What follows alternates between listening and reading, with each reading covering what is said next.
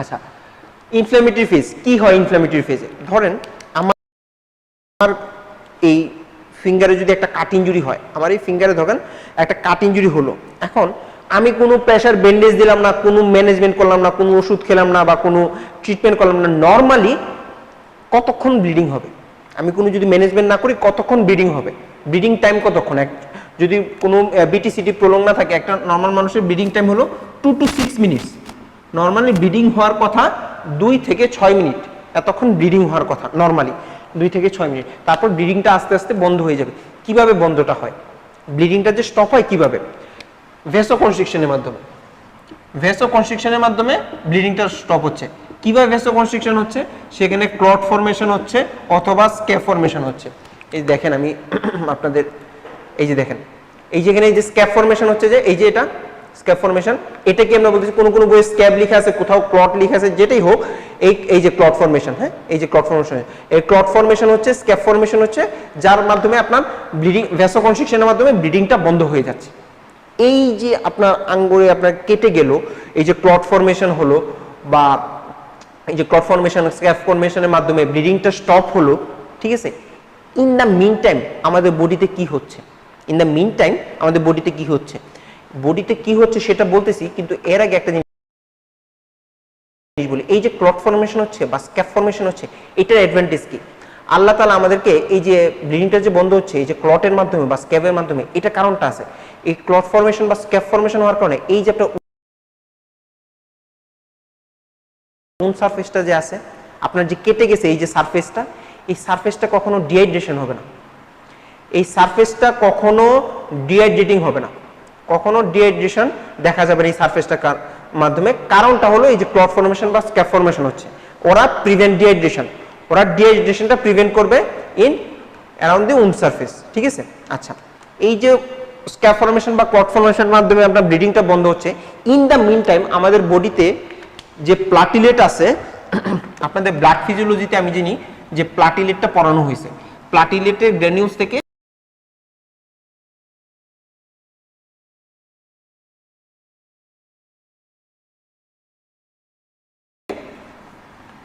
ঠিক আছে, প্লাটিলেট থেকে 3 ধরনের গ্র্যানিউলস রিলিজ হয়। একটা হলো আলফা, তারপর ডেন্স, তারপর ল্যামডা আছে, ঠিক আছে। আলফা থেকে আসে serotonin, ATP, ADP, calcium. Dense থেকে আসে platelet derive growth factor, platelet factor 4। তারপর ল্যামডা থেকে আসে একটা এনজাইম অ্যাসিড হাইড্রোলেজ। এগুলো আপনার ব্লাড ফিজিওলজিতে পড়ছেন, আমি জানি। এগুলো আমাদের এখানে মেইন উদ্দেশ্য না এগুলো বলা, আমি জাস্ট এগুলো বলতেছি। ইন দ্য মিন টাইম আমাদের শরীরে এই যে প্লাটিলেট থেকে, এই যে ডেন্স, আলফা, ল্যামডা থেকে এই গ্রিনুলসগুলো রিলিজ হবে। এই ফ্যাক্টরগুলো যে platelet derive growth factor, platelet factor 4, ঠিক আছে, এগুলো রিলিজ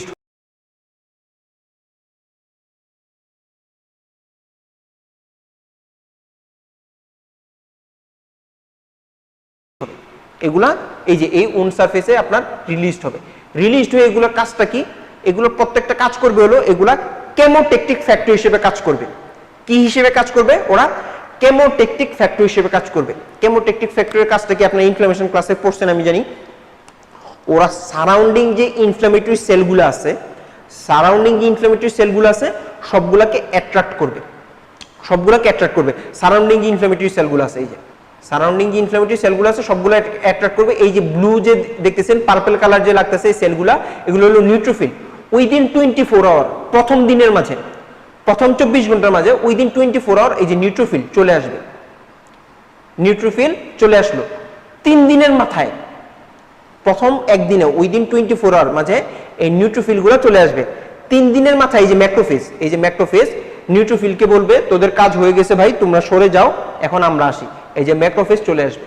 তো নিউট্রোফিল ম্যাক্রোফেজ কি? Inflammatory cell. Inflammatory cell wound সারফেসে চলে আসছে, আপনার ইনফ্ল্যামেটরি ফেজ শেষ, ঠিক আছে। আরেকবার একটু ইনফ্ল্যামেটরি ফেজটা আমি রিক্যাপিচুলেট করতেছি। আপনার যে কোনো জায়গায় একটা কাট ইনজুরি হলো বা একটা উন্ড ক্রিয়েট হলো, তারপরে কি হবে? আপনার ভেসোকনস্ট্রিকশনের মাধ্যমে ব্লিডিংটা বন্ধ হয়ে যাবে। কিসের মাধ্যমে বন্ধ হবে?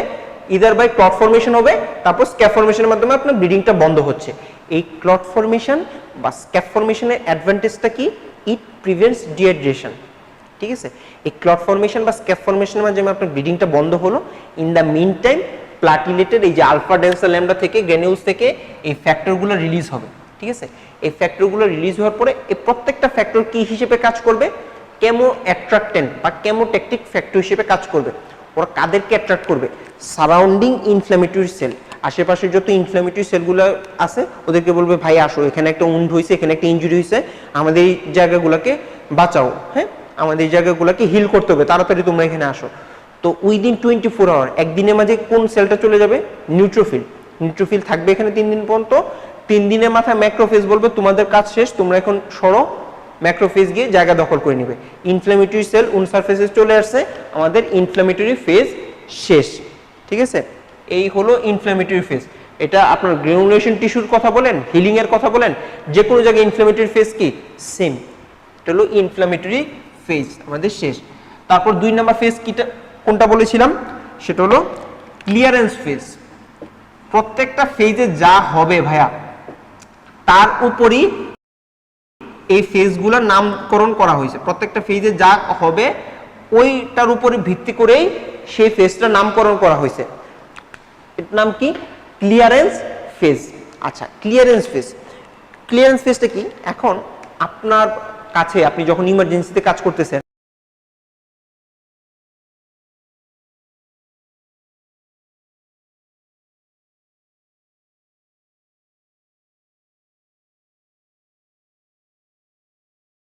আপনার কাছে প্রথম যখন একটা উন্ড নিয়ে আসে,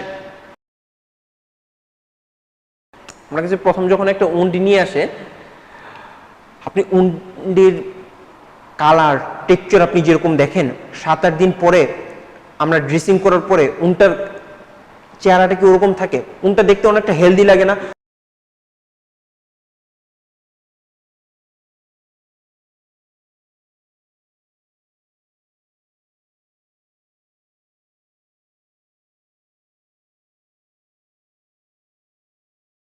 তখন দেখার জন্য যে কি ডার্ট পড়ে আছে, ডাস্টি হয়ে আছে, ব্ল্যাকিশ কালার হয়ে আছে,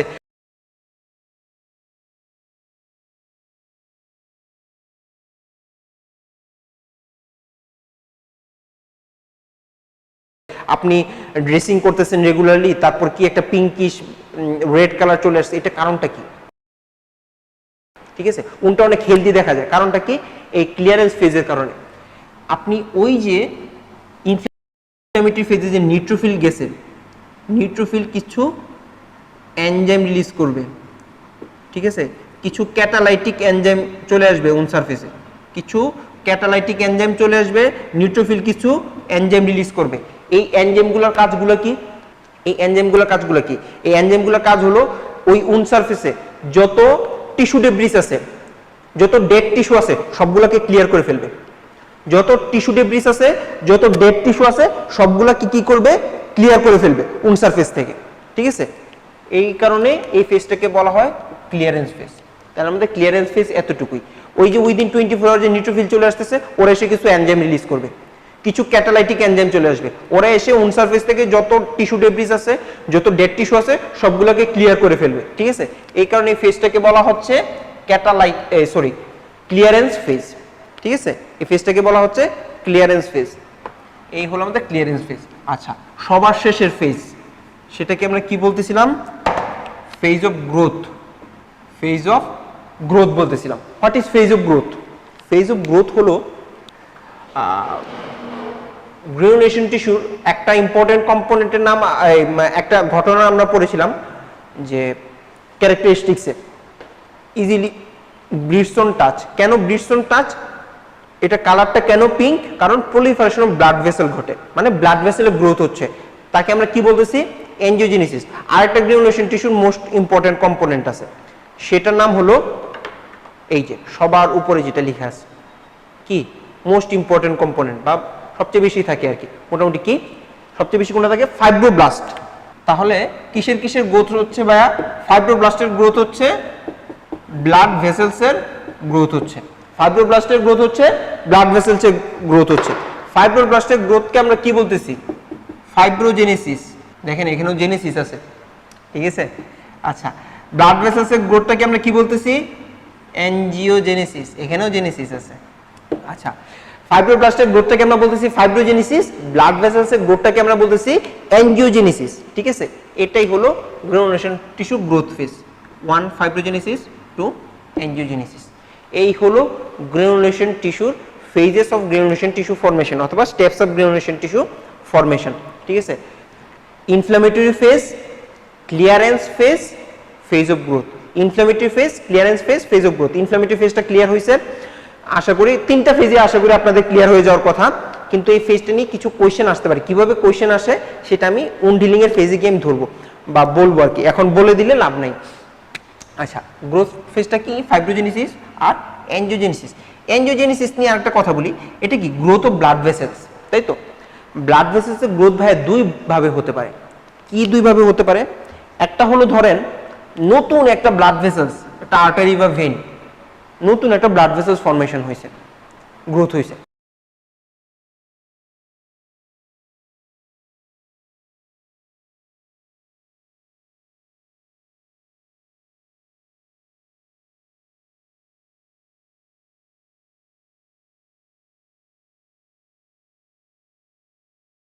আরেকটা কিভাবে হতে পারে? আগে থেকেই ছিল, আগে থেকেই ছিল একটা ব্লাড ভেসেলস, সে তার নতুন শাখা প্রশাখা গজাইছে, ঠিক আছে? সে তার নতুন শাখা প্রশাখা গজাইছে। এটা হলো একটা ভাবে হতে পারে, এটা আরেকটা ভাবে হতে পারে। কি? একটা হলো একদম কোনো ব্লাড ভেসেল ছিল না, নতুন করে একটা ব্লাড ভেসেল ফর্মেশন হয়েছে। আরেকটা হলো প্রি এক্সিস্টিং ব্লাড ভেসেল ছিল, সেটা নতুন করে আবার ব্রাঞ্চিং হয়েছে। এই যে নতুন করে ইপিথেলিয়াল প্রিকারসর সেল, ইপিথেলিয়াল প্রিকারসর সেল অথবা স্টেম সেল থেকে যেটা হয় সেটা হলো নিওএনজিওজেনেসিস। একদম নতুন করে নতুন একটা ব্লাড ভেসেল ফর্মেশন হয়েছে। আরেকটা হলো প্রি এক্সিস্টিং ব্লাড ভেসেল ছিল, সেখান থেকে নতুন করে ব্রাঞ্চিং হয়েছে, ঠিক আছে? একটা হলো একদম স্টেম সেল থেকে হবে, আর একটা হলো প্রি এক্সিস্টিং ব্লাড ভেসেল থেকে হবে।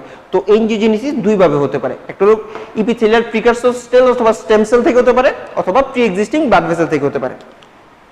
এই হলো আমাদের ভাই গ্রানুলেশন টিস্যু।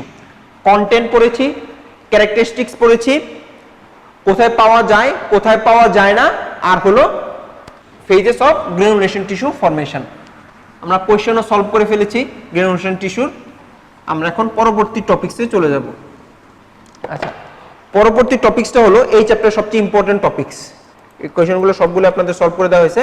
সেটা হলো উন্ড হিলিং। এটা দিয়ে চ্যাপ্টারটার নামকরণ করা হয়েছে এবং এটা থেকে সবচেয়ে বেশি কোয়েশ্চেন আসে। উন্ড হিলিং, ঠিক আছে? হিলিং থেকে আমরা কি কি পড়ব? হিলিং থেকে প্রথমে আমরা যেটা পড়ব সেটা হলো হিলিং এর টাইপস। আপনাদের শীটেও এই দুইটা টাইপসের কথা লেখা আছে, আপনাদের দেখেন মনিটরেও এই দুইটা টাইপের কথা আসতেছে, প্রাইমারি হিলিং, সেকেন্ডারি হিলিং, অথবা হিলিং বাই ফার্স্ট ইন্টেনশন অথবা হিলিং বাই সেকেন্ডারি ইন্টেনশন। এগুলো কি? আচ্ছা, আমাদের যখন ইমার্জেন্সিতে কাজ করি কয়েক ধরনের উন্ড আসে। একটা হলো একদম ক্লিন কাট একটা ইনজুরি আসে। ক্লিন কাট ইনজুরি আসলে আমরা কি করি? আমরা নিডিল নেই, সুচার ম্যাটেরিয়াল নেই, আমরা সুচার করে দিই, সেলাই করে দিই, বাসায় চলে যায়। আচ্ছা, অনেক বড় একটা উন্ড আসলো, অনেক বড় একটা উন্ড থাকলে আমরা কি করি? আমরা চেষ্টা করি যতটুকু আমরা কাভার করে বাকি অংশ থেকে যায়, বা অপারেশনের সময় অনেক বড় একটা উন্ড যদি থাকে আমরা পুরোটা কাভার করতে পারি না, একটু অংশ থেকে যায়, তখন দেখবেন যে স্যাররা বলতেছে ওটা রেখে দাও, ওটা সেকেন্ডারি হিল করবে। অনেক বড় উন্ড যদি থাকে, ওটা যখন আমরা কিছু করতে না পারি স্যাররা বলবে যে ড্রেসিং করতে থাকো, ওটা সেকেন্ডারি হিল করে যাবে, ঠিক আছে? একটা হলো প্রাইমারি হিলিং, সেকেন্ডারি হিলিং, এই দুইটা টাইপস। আরেকটা টাইপস আছে, যখন ইমার্জেন্সিতে বসে থাকবেন, তখন ডগ বাইটের একটা পেশেন্ট আসলো, একটা বাবা তার ছেলেকে নিয়ে আসলো কোলে করে, তার চিকের এখানে কুকুর কামড় দিছে, জাস্ট স্কিনটা এভাবে হেলে আছে, স্কিনটা এভাবে হ্যাং হয়ে আছে, ঠিক আছে? আপনি কি করবেন? স্কিন তো হ্যাং হয়ে আছে, ওই স্কিনটা তো ভাইবল, আপনি কি স্টিচ দিয়ে দিবেন? আমরা তো স্টিচ দেই না, আমরা আবার ড্রেসিং করে কি করি? ভ্যাকসিন নিতে বলি, অ্যান্টিবায়োটিক লিখে দেই, ড্রেসিং করে বাসায় পাঠিয়ে দিই। তো স্কিন যেভাবে হ্যাং হয়ে আছে, সারা জীবন কিভাবে হ্যাং হয়ে থাকবে? তা তো আমরা করি না। আমরা কি করি? 10 থেকে 12 দিন পরে, 10 থেকে 14 দিন পরে, যখন ইনফেকশন রেটটা একটু কমে যায়, যখন উনটা একটু হেলদি থাকে, তখন আমরা কি করি? সুচারিং করে দিই। সুচারিং ছাড়া কখনো প্রাইমারি হিলিং হবে না। সুচারিং ছাড়া কখনোই প্রাইমারি হিলিং হবে না, প্রাইমারি সেকেন্ডারি। তাহলে আমরা 10 থেকে 14 দিন পরে আমরা কি করতেছি? ওই যে কুকুর দেওয়া ওই বাচ্চাটার 10 থেকে 14 দিন পরে যখন দেখি যে আমরা উনটা হেলদি হয়েছে, তখন আমরা সুচারিং করে দিই। তাহলে আমরা কি করতেছি? প্রাইমারি হিলিং করতেছি। কখন করতেছি? 10 থেকে 14 দিন পরে। তাহলে আমরা ডিলেট করতেছি। তাহলে 3 নাম্বার টাইপসটা হবে হলো ডিলেড প্রাইমারি হিলিং। প্রাইমারি হিলিংই করব আমরা, কিন্তু 10 থেকে 14 দিন পরে করতেছি আমরা এটাকে আমরা বলতেছি ডিলেড প্রাইমারি হিলিং। এর আরেকটা নেম আছে, সেটা হলো টারশিয়ারি হিলিং। আরেকটা নেম কি? Tertiary healing. তো আপনাদের দেখেন, আপনাদের শীটেও আছে দুইটা, শীটেও দুইটা দেওয়া আছে। আবার এখানে স্লাইডে আপনারা যে দেখতেছেন এখানে কি প্রাইমারি হিলিং, সেকেন্ডারি হিলিং, ঠিক আছে? কিন্তু আপনারা এই তিনটা টাইপস মনে রাখবেন, প্রাইমারি, সেকেন্ডারি, ডিলেড প্রাইমারি অথবা টারশিয়ারি। এই হলো টাইপস অফ উন্ড হিলিং, ঠিক আছে? আমরা টাইপস নিয়ে পড়লাম। এখন আমরা আসেন ফেজে যাই। কি কি ফেজেস অফ উন্ড হিলিং?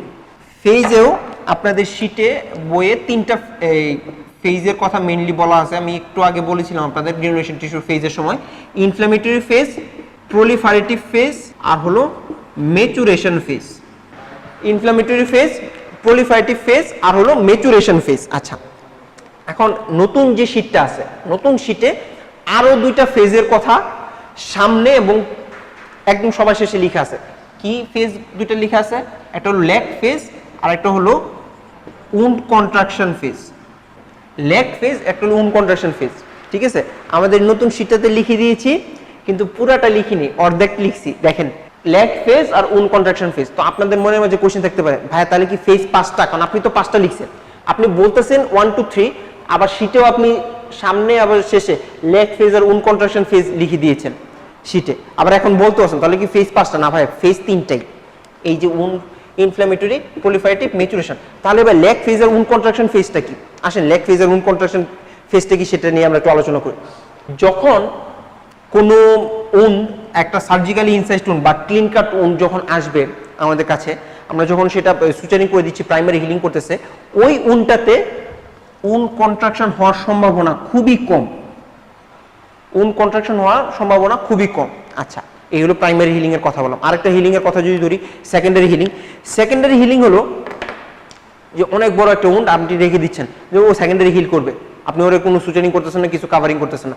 বা অনেক বড় একটা উন্ড আপনি কাভারিং করলেন, প্রাইমারি হিলিং হচ্ছে, আরেকটা জায়গা আপনি কাভারিং করতে পারলেন না, ওটা রেখে দিচ্ছেন, স্যার বলতেছে রেখে দাও, ওটা সেকেন্ডারি হিল করবে, ঠিক আছে? ওই উন্ডটা যখন হিলিং ফেজটা শুরু করবে, ও সরাসরি ইনফ্ল্যামেটরি ফেজে চলে যাবে। ও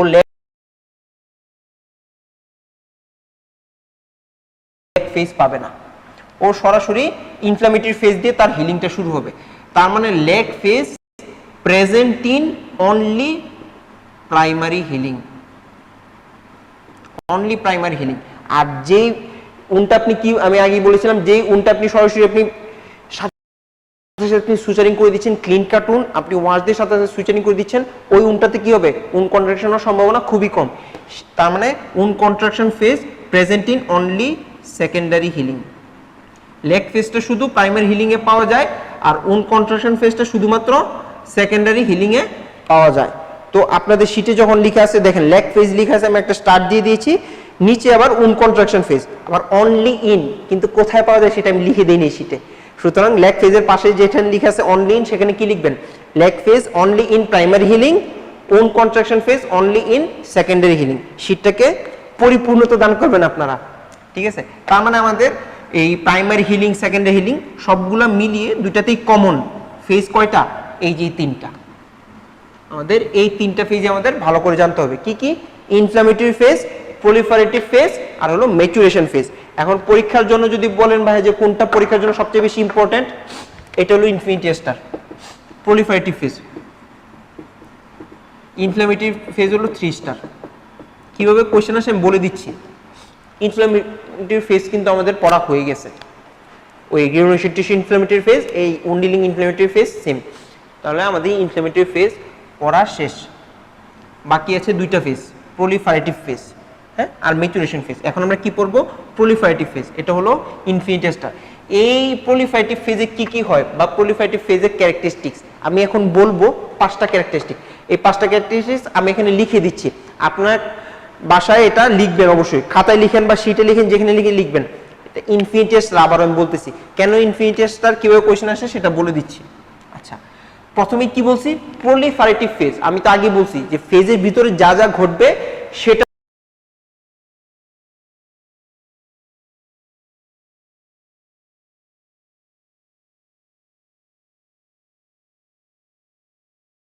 অনুযায়ী নামকরণ করা হয়েছে ফেজটা, ঠিক আছে? যেমন ইনফ্লেমেটরি ফেজে কি ইনফ্লেমেটরি সেল চলে আসছে, যার কারণে এটার নাম হলো ইনফ্লেমেটরি ফেজ। তো প্রলিফারেটিভ ফেজ মানে কি, তার মানে বোঝা যাচ্ছে সেই ফেজটাতে প্রলিফারেশন ঘটতেছে। দেখেন কিসের প্রলিফারেশন ঘটতেছে, প্রথম characteristic proliferation of blood vessels, 2 number characteristic proliferation of fibroblast. ভাইয়া পুরো যদি আগের যে ফেজটা আমি বলেছিলাম একটু আগে, ওই ফেজটা যদি খুব ভালো করে পড়ে থাকেন গ্রানুলেশন টিস্যু, তাহলে এখন আপনাদের মাথায় একটু চিন্তা কাজ করতেছে যে ভাইয়া তো প্রলিফারেশন অফ ব্লাড ভেসেলস বলতেছে, ওটাকে জানি ভাইয়া এক কথায় কি বলছিল, এনজিওজেনেসিস। তো ভাইয়া কি বলছে, একটা প্রলিফারেশন অফ ফাইব্রোব্লাস্ট ঘটতেছে, এটাকে জানি ভাইয়া এক কথায় কি বলছিল, ফাইব্রোজেনেসিস।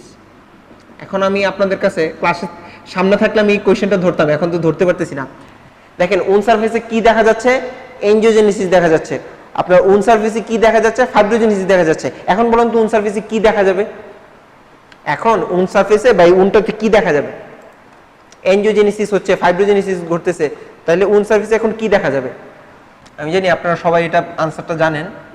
3 নাম্বার ক্যারেক্টারিস্টিক হলো appearance of granulation tissue, appearance of granulation tissue. Fibrogenesis দেখা দিচ্ছে, এনজিওজেনেসিস হচ্ছে, ঠিক আছে, দুইটার প্রলিফারেশন হচ্ছে। এখন তাহলে ওন সারফেসে কি আসবে, অ্যাপিয়ারেন্স অফ গ্রানুলেশন টিস্যু। 3টা ক্যারেক্টারিস্টিক হয়ে গেছে। চতুর্থ ক্যারেক্টারিস্টিক্স রি-ইপিথেলিয়ালাইজেশন, নতুন করে ইপিথেলিয়াল ফর্মেশন হবে, নতুন করে ইপিথেলিয়াম ফর্মেশন হবে, ঠিক আছে, রি-ইপিথেলিয়ালাইজেশন। 5 নাম্বার পয়েন্ট। আচ্ছা 5 নাম্বার পয়েন্টটা হলো, আমি যখন পার্ট 1 যখন হয় তখন আমার একটা সিঙ্গেল বেস এসেছিল, ওরা তো বিসিপিএস তো ক্লিন কাট কোশ্চেন করে না, আমাদের ক্লাস তো আজকে মেইনলি বিএসএম এর উপরে, ওরা কিন্তু ক্লিন কাট কোশ্চেন করে না, বিসিপিএস একটু ঘুরায় পেঁচায় দেয়। তো এই যে উন্ড যে আমরা পড়তেছি, উন্ডের ম্যাচুরিটির জন্য কি ফ্যাক্টর কোনটা, বা উন্ডের ম্যাচুরিটি কিসের উপর ডিপেন্ড করে, সেটা কিসের উপর ডিপেন্ড করে জানেন, সেটা হলো কোলাজেনের উপর ডিপেন্ড করে। আপনার যদি ওই উন্ডে যদি কোলাজেন যদি ম্যাচিউর হয়, আপনার উন্ডটা আস্তে আস্তে ম্যাচিউর করা শুরু করবে। কোলাজেন যতক্ষণ পর্যন্ত ম্যাচিউর হবে না, কোলাজেন যতক্ষণ পর্যন্ত উন্ড সারফেসে অ্যাপিয়ার করবে না, উন্ড ম্যাচিউর হওয়ার কখনো প্রশ্নই আসে না, ঠিক আছে। তাহলে আমাদের শেষের ফেজটা কি, ম্যাচুরেশন ফেজ। ম্যাচুরেশন ফেজে তাহলে কি লাগবে, কিসের ম্যাচুরেশন হতে হবে, কোলাজেনের ম্যাচুরেশন হতে হবে। তো কোলাজেনের ম্যাচুরেশন কোথায় হবে, ম্যাচুরেশন ফেজ হবে, কিন্তু আগে তো কোলাজেনটা অ্যাপিয়ার করতে হবে। উন সারফেসও আগে তো আসতে হবে কোলাজেনটা, ভাই আগে তো তোমার আসতে হবে, তারপর তো তুমি একটু অতিথি আসবে, তারপর আপনি ওনাকে খাওয়া দাওয়া করবেন, তারপরে তো তার একটু মোটা তাজা হবে। তো ম্যাচুরেশন তো পরে হবে, আগে তো তাকে আসতে হবে, ঠিক আছে। আসবে কোথায়, প্রলিফারেটিভ ফেজে, appearance of collagen, appearance of collagen type 3। এটা পরে বলতেছি, হ্যাঁ, এটা জাস্ট এখানে লিখে রাখেন, টাইপ 3। তাহলে কি, proliferation of blood vessels, angiogenesis, proliferation of fibroblast, fibrogenesis, যার কারণে আপনারা বুঝতেছেন কি, এখন উন সারফেসে গ্রানুলেশন টিস্যু আসবে, নতুন করে আবার ইপিথেলিয়াল ফর্মেশন হবে, আর কি, অ্যাপিয়ারেন্স অফ কোলাজেন টাইপ 3। এই 5টা হলো প্রলিফারেটিভ ফেজের ফিচার, 1 2 3 4 5, এই 5টা, ঠিক আছে। এই 5টা জিনিস কখনোই ভুলা যাবে না, এই 5টা জিনিস থেকে কোয়েশ্চেন আসবে। এখন আমি যদি বলি যে একটা কোশ্চেন যদি বলি, আমি তখন কিন্তু এই কোশ্চেনটা কিন্তু ধরি নেই যে গ্রানুলেশন টিস্যুর ফেজটা আমি বলে গিয়েছি, কিন্তু গ্রানুলেশন টিস্যু থেকে আমি কোনো কোশ্চেন আপনাদেরকে ধরি নেই বা বলি নেই যে কি ওই কোশ্চেনটা থাকে গ্রানুলেশন টিস্যু স্টেপস থেকে, এই ধরনের কোশ্চেন থাকে। ধরেন আমি যদি জিজ্ঞেস করি এখন ভাইয়া যে আপনার গ্রানুলেশন টিস্যুর 3টা স্টেপস কিন্তু পড়ছেন, কি কি, ইনফ্ল্যামেটরি, ক্লিয়ারেন্স, গ্রোথ, 3টা ফেজ পড়ছেন। আর হিলিং এর 3টা ফেজের মাঝে ইনফ্ল্যামেটরি ফেজটা তো সেমই, আর প্রলিফারেটিভ ফেজ আমরা পড়ছি, ম্যাচুরেশন ফেজটা আমরা এখনো পড়ি নাই, কিন্তু আপনারা বুঝে গেছেন যে ম্যাচুরেশন ফেজে কোলাজেনের ম্যাচুরেশন করবে। আচ্ছা এখন যদি আমি বলি যে ভাইয়া granulation tissue formation starts in proliferative phase, true না false? Granulation tissue formation initiates in অথবা starts in proliferative phase, granulation tissue ফর্মেশনের প্রসেসটা শুরু হয় প্রলিফারেটিভ ফেজে, ট্রু না ফলস? এখন আপনারা যেহেতু সামনে নেই, আপনাদের আনসারটা আমি শুনতে পারতেছি না, বাট আমি জানি 50% ভাইয়াপুদের মনে হচ্ছে ট্রু, 50% ভাইয়াপুদের মনে হচ্ছে ফলস। যাদের কাছে ট্রু মনে হচ্ছে তাদের কাছে আমার একটা কোয়েশ্চেন, যে গ্রানুলেশন টিস্যুর স্টেপস কয়টা, ইনফ্ল্যামেটরি,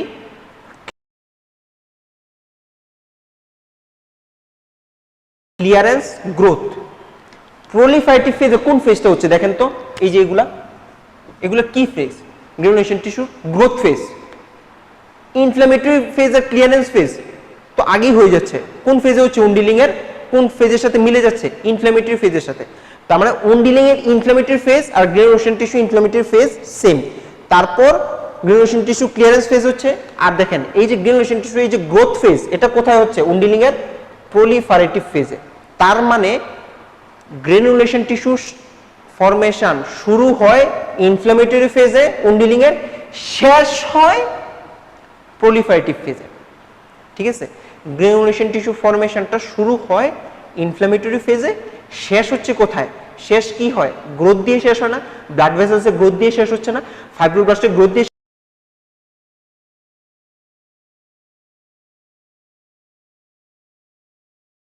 শেষ হচ্ছে না? তাহলে শেষ হচ্ছে প্রলিফারেটিভ ফেজে, শুরু হচ্ছে ইনফ্ল্যামেটরি ফেজে। তাহলে যদি আপনার পরীক্ষা হলে আসে granulation tissue formation starts in inflammatory phase, true. Granulation tissue formation starts in proliferative phase, false. Granulation tissue formation ends in proliferative phase, true. ঠিক আছে, খেয়াল রাখবেন। এই পাঁচটা হলো characteristic feature of proliferative phase. কেন ইনফিনিটি স্টার্ট দিচ্ছি, কিভাবে কোশ্চেন আসে, এই টপিকটা শেষ করে নিই, পরে বলতেছি। আচ্ছা, এখন আমি এটাতে টাইপ 3 লিখছি কেন? গ্রানুলেশন টিস্যুতে কোন কোলাজেন ফাইবার পাওয়া যায়? তখন বলেছিলাম, আশা মনে হয় ভুলে গেছেন, আরেকবার একটু দেখায় দিই। এই যে দেখেন গ্রানুলেশন টিস্যুতে এই দেখেন কোলাজেন ফাইবার কোন টাইপটা পাওয়া যায়? টাইপ 3। ঠিক আছে, এই কারণে আমি এখানে এই যে অ্যাপিয়ারেন্স অফ কোলাজেন টাইপ 3 লিখছি। বুঝে গেছে? আচ্ছা, এখন আমরা চলে আসি এখানে। আরেকটা ফেজ আমাদের বাকি আছে, সেটা কি? Maturation phase. দুইটা ফেজ আমাদের হয়ে গেছে, ইনফ্ল্যামেটরি ফেজ আর প্রলিফারেটিভ ফেজ। এখন আমাদের বাকি আছে যেটা, সেটা হলো ম্যাচুরেশন ফেজ। ম্যাচুরেশন ফেজটা কি? ম্যাচুরেশন ফেজটা দেখেন, ম্যাচুরেশন ফেজটা হলো maturation of collagen. Maturation of collagen. ঠিক আছে, কখন বুঝবেন যে ভাইয়া কোলাজেনটা ম্যাচিউর হয়েছে? কখন আমরা বুঝতে পারবো যে কোলাজেনটা ম্যাচিউর হয়েছে? কখন? যখন collagen type 1 replaces collagen type 3। Proliferative ফেজের শেষে কোন কোলাজেনটা উনসার ফেজে চলে এসেছিল? প্রলিফারেটিভ ফেজের শেষে কোন কোলাজেনটা বাড়িতে চলে আসছিল? কোনটা? টাইপ 3। ঠিক আছে, যখন কোলাজেন টাইপ 1 সেই টাইপ 3টাকে উন সারফেস থেকে সরাই দিবে যে ভাই তোমরা সরো, আমরা আসি। ঠিক আছে, উনটাকে ম্যাচিউর করতে হবে। কোলাজেন টাইপ 1 যখন কোলাজেন টাইপ 3টাকে সরায়ে নিজের জায়গা দখল করবে, তখন আমরা বলবো যে না, উনটা এখন ম্যাচিউর হচ্ছে।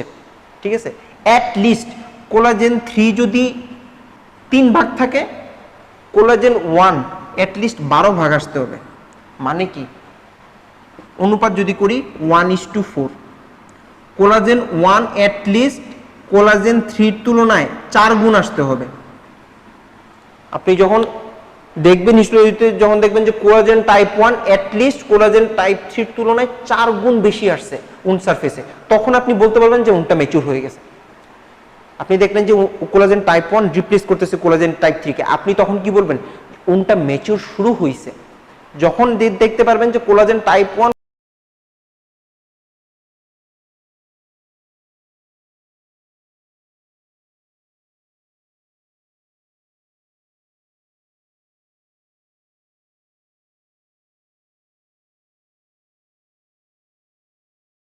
কোলাজেন টাইপ 3 তুলনায় অ্যাট লিস্ট 4 গুণ বেশি আসছে উন সারফেসে, তখন আপনি বলে দিবেন যে না, উনটা ম্যাচিউর হয়ে গেছে।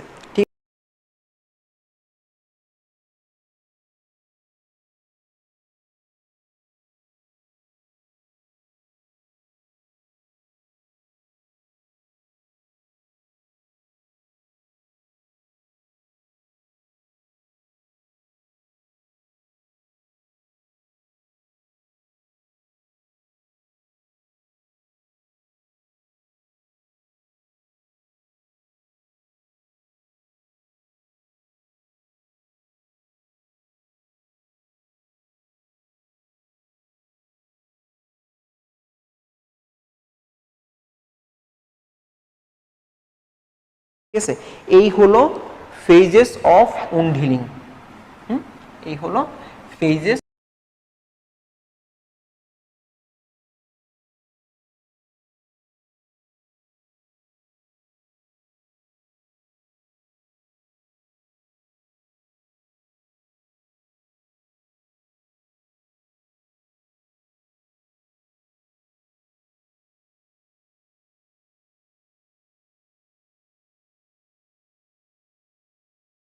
of wound healing, inflammatory phase, proliferative phase আর হলো ম্যাচুরেশন ফেজ।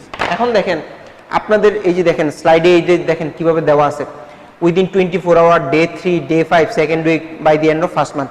আপনাদের শিটে ওইভাবে লেখা আছে, বইও ওইভাবে লেখা আছে, ঠিক আছে? তো ভাইয়া ফেজগুলো এভাবে বললো কেন? ইনফ্লামেটরি ফেজ বললো ভাইয়া, প্রলিফারেটিভ ফেজ বললো, ম্যাচুরেশন ফেজ বললো, কেন এইভাবে বললাম আমি? বা কেন এটাতে ইনফিনিটি স্টার দিলাম? এখন আপনাদের তো এইভাবে আছে। এখন আমি বলে দিই ডে অনুযায়ী আপনারা কিভাবে পড়বেন। এটা এখান থেকে এভাবে পড়ার দরকার নাই, এই স্লাইড থেকে এভাবে পড়ার দরকার নেই, শীট থেকে এভাবে পড়ার দরকার নেই। কিভাবে পড়বেন? ইনফ্লামেটরি ফেজটা হলো ইনফ্লামেটরি ফেজ, প্রলিফারেটিভ ফেজ, যেটা লিখতেছি সেটা খাতার মাঝে লিখে রাখবেন, ম্যাচুরেশন ফেজ।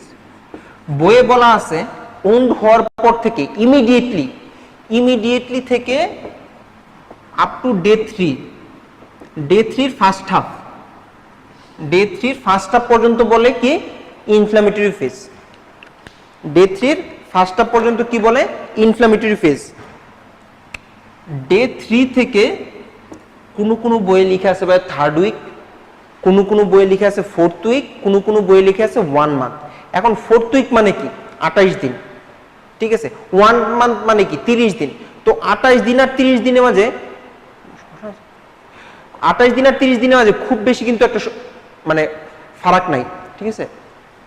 আচ্ছা, তাহলে আমরা কি মনে রাখবো 30 ডেজ।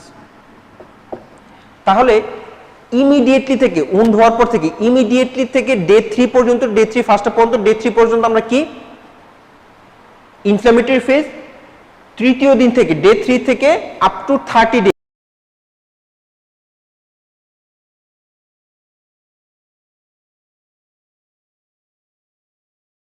অথবা 1 মান্থ অথবা ফোর্থ উইক, যেটাই আসুক পরীক্ষার হলে, এটা কি প্রলিফারেটিভ ফেজ। আর 1 মাসের পর আফটার 1 মান্থ, 1 মাসের পর থেকে উন্ড ম্যাচিউর করা শুরু করে, ঠিক আছে? তাইলে কি দেখেন আপনি কি পাইলেন, আমরা কি পেলাম দেখেন। ইমিডিয়েটলি থেকে ডে 3 পর্যন্ত ইনফ্লামেটরি ফেজ, ডে 3 থেকে 30 ডে বা 1 মান্থ পর্যন্ত প্রলিফারেটিভ ফেজ, 1 মাসের পর থেকে উন্ড ম্যাচিউর করা শুরু করতেছে। এখন এই যে আপনার ডে 3 তে কি ঘটতেছে, ডে 5 এ কি ঘটতেছে, ডে 7 এ কি ঘটতেছে, 12তম দিনে কি ঘটতেছে, 20তম দিনে কি ঘটতেছে, এটা আলাদা করে এইভাবে দেখার দরকার আছে। আপনি কি জানেন? যদি আপনার একটা পরীক্ষা হলে কোশ্চেন আসে যে এরকম একটা উন্ড হইছে, সেকেন্ড ডেতে কি কি ঘটনা ঘটবে, সেকেন্ড ডে আপনার মাথায় তো কি কাজ করতেছে? ভাই বলছিল তৃতীয় দিন পর্যন্ত কি ইনফ্লামেটরি ফেজ, ইনফ্লামেটরি ফেজে যা যা ঘটতেছে সবগুলো ওখানে ট্রু দিবেন। পরীক্ষা হলে বেশি কি আসে সেকেন্ড উইকে কি ঘটতেছে, যে এরকম একটা উন্ড হইছে 14তম দিনে কি ঘটতেছে, 15তম দিনে কি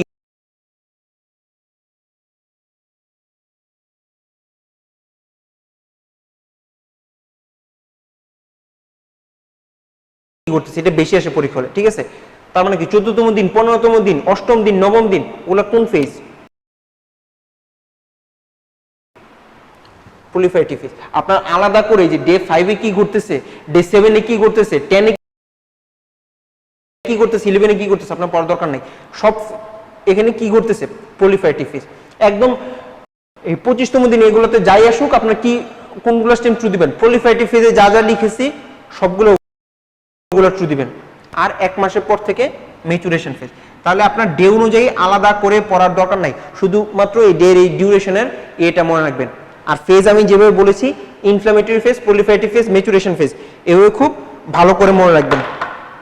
আচ্ছা, এখন আসেন আমরা পরবর্তী টপিকসটাতে যাই, সেটা হলো ডিফারেন্সেস। হ্যাঁ, কি কি ডিফারেন্সেস আছে প্রাইমারি হিলিং আর সেকেন্ডারি হিলিং। দেখেন প্রাইমারি হিলিং আর সেকেন্ডারি হিলিং এর জন্য আমি কিন্তু বলছি এই তিনটা ফেজ কমন। কি কি? এই যে inflammatory phase, proliferative phase, maturation phase, এই দুইটা ফেজই কিন্তু প্রাইমারি হিলিং আর সেকেন্ডারি হিলিং এর জন্য কমন। এখন ডিফারেন্সটা কি? ডিফারেন্সটা হলো ধরেন ব্লিডিং হবে, বা ইনফেকশন হবে বা স্কার ফর্মেশন হবে বা উন্ডে গ্যাপ থাকবে, সবকিছু বেশি থাকবে কোথায়? বা এই যে গ্রেনুলেশন টিস্যু ফর্মেশন হচ্ছে, এই যে গ্রেনুলেশন টিস্যু ফর্মেশন হচ্ছে, বা এই যে প্রলিফারেশন অফ ইপিথেলিয়াল সেল ঘটতেছে, ঠিক আছে, সব কিছু বেশি থাকবে কোথায়? সবকিছু বেশি থাকবে হলো সেকেন্ডারি হিলিং এ। সবকিছু মিনিমাম থাকবে কোথায়? প্রাইমারি হিলিং এ। যেমন ইনফেকশন মিনিমাম থাকবে কোথায়? প্রাইমারি হিলিং এ। সবকিছু কিন্তু ঘটবে দুইটা হিলিং এ, বাট মিনিমাম হবে প্রাইমারি, ম্যাক্সিমাম হবে সেকেন্ডারি। মিনিমাম ইনফেকশন থাকবে প্রাইমারি হিলিং, ম্যাক্সিমাম ইনফেকশন থাকবে সেকেন্ডারি হিলিং। মিনিমাম ব্লিডিং থাকবে প্রাইমারি হিলিং, ম্যাক্সিমাম ব্লিডিং থাকবে সেকেন্ডারি হিলিং। মিনিমাম স্কার থাকবে আপনার প্রাইমারি হিলিং, ম্যাক্সিমাম স্কার থাকবে secondary healing. Minimum granulation tissue formation in primary healing, maximum granulation tissue formation in secondary healing. তো আপনি যখন ডিফারেন্সটা দেখবেন, এই যে দেখেন প্রত্যেকটা পয়েন্টস বা ট্রেটস আমরা যেগুলো ধরি ডিফারেন্সের, প্রত্যেকটা ডিফারেন্স কিন্তু সেম। দেখেন ইনফ্ল্যামেটরি রিঅ্যাকশন লেস কোথায়? প্রাইমারি হিলিং এ, মোর কোথায়? Secondary. Minimum amount of granulation tissue কোথায়? প্রাইমারিতে। Much larger amount granulation tissue কোথায়? সেকেন্ডারিতে।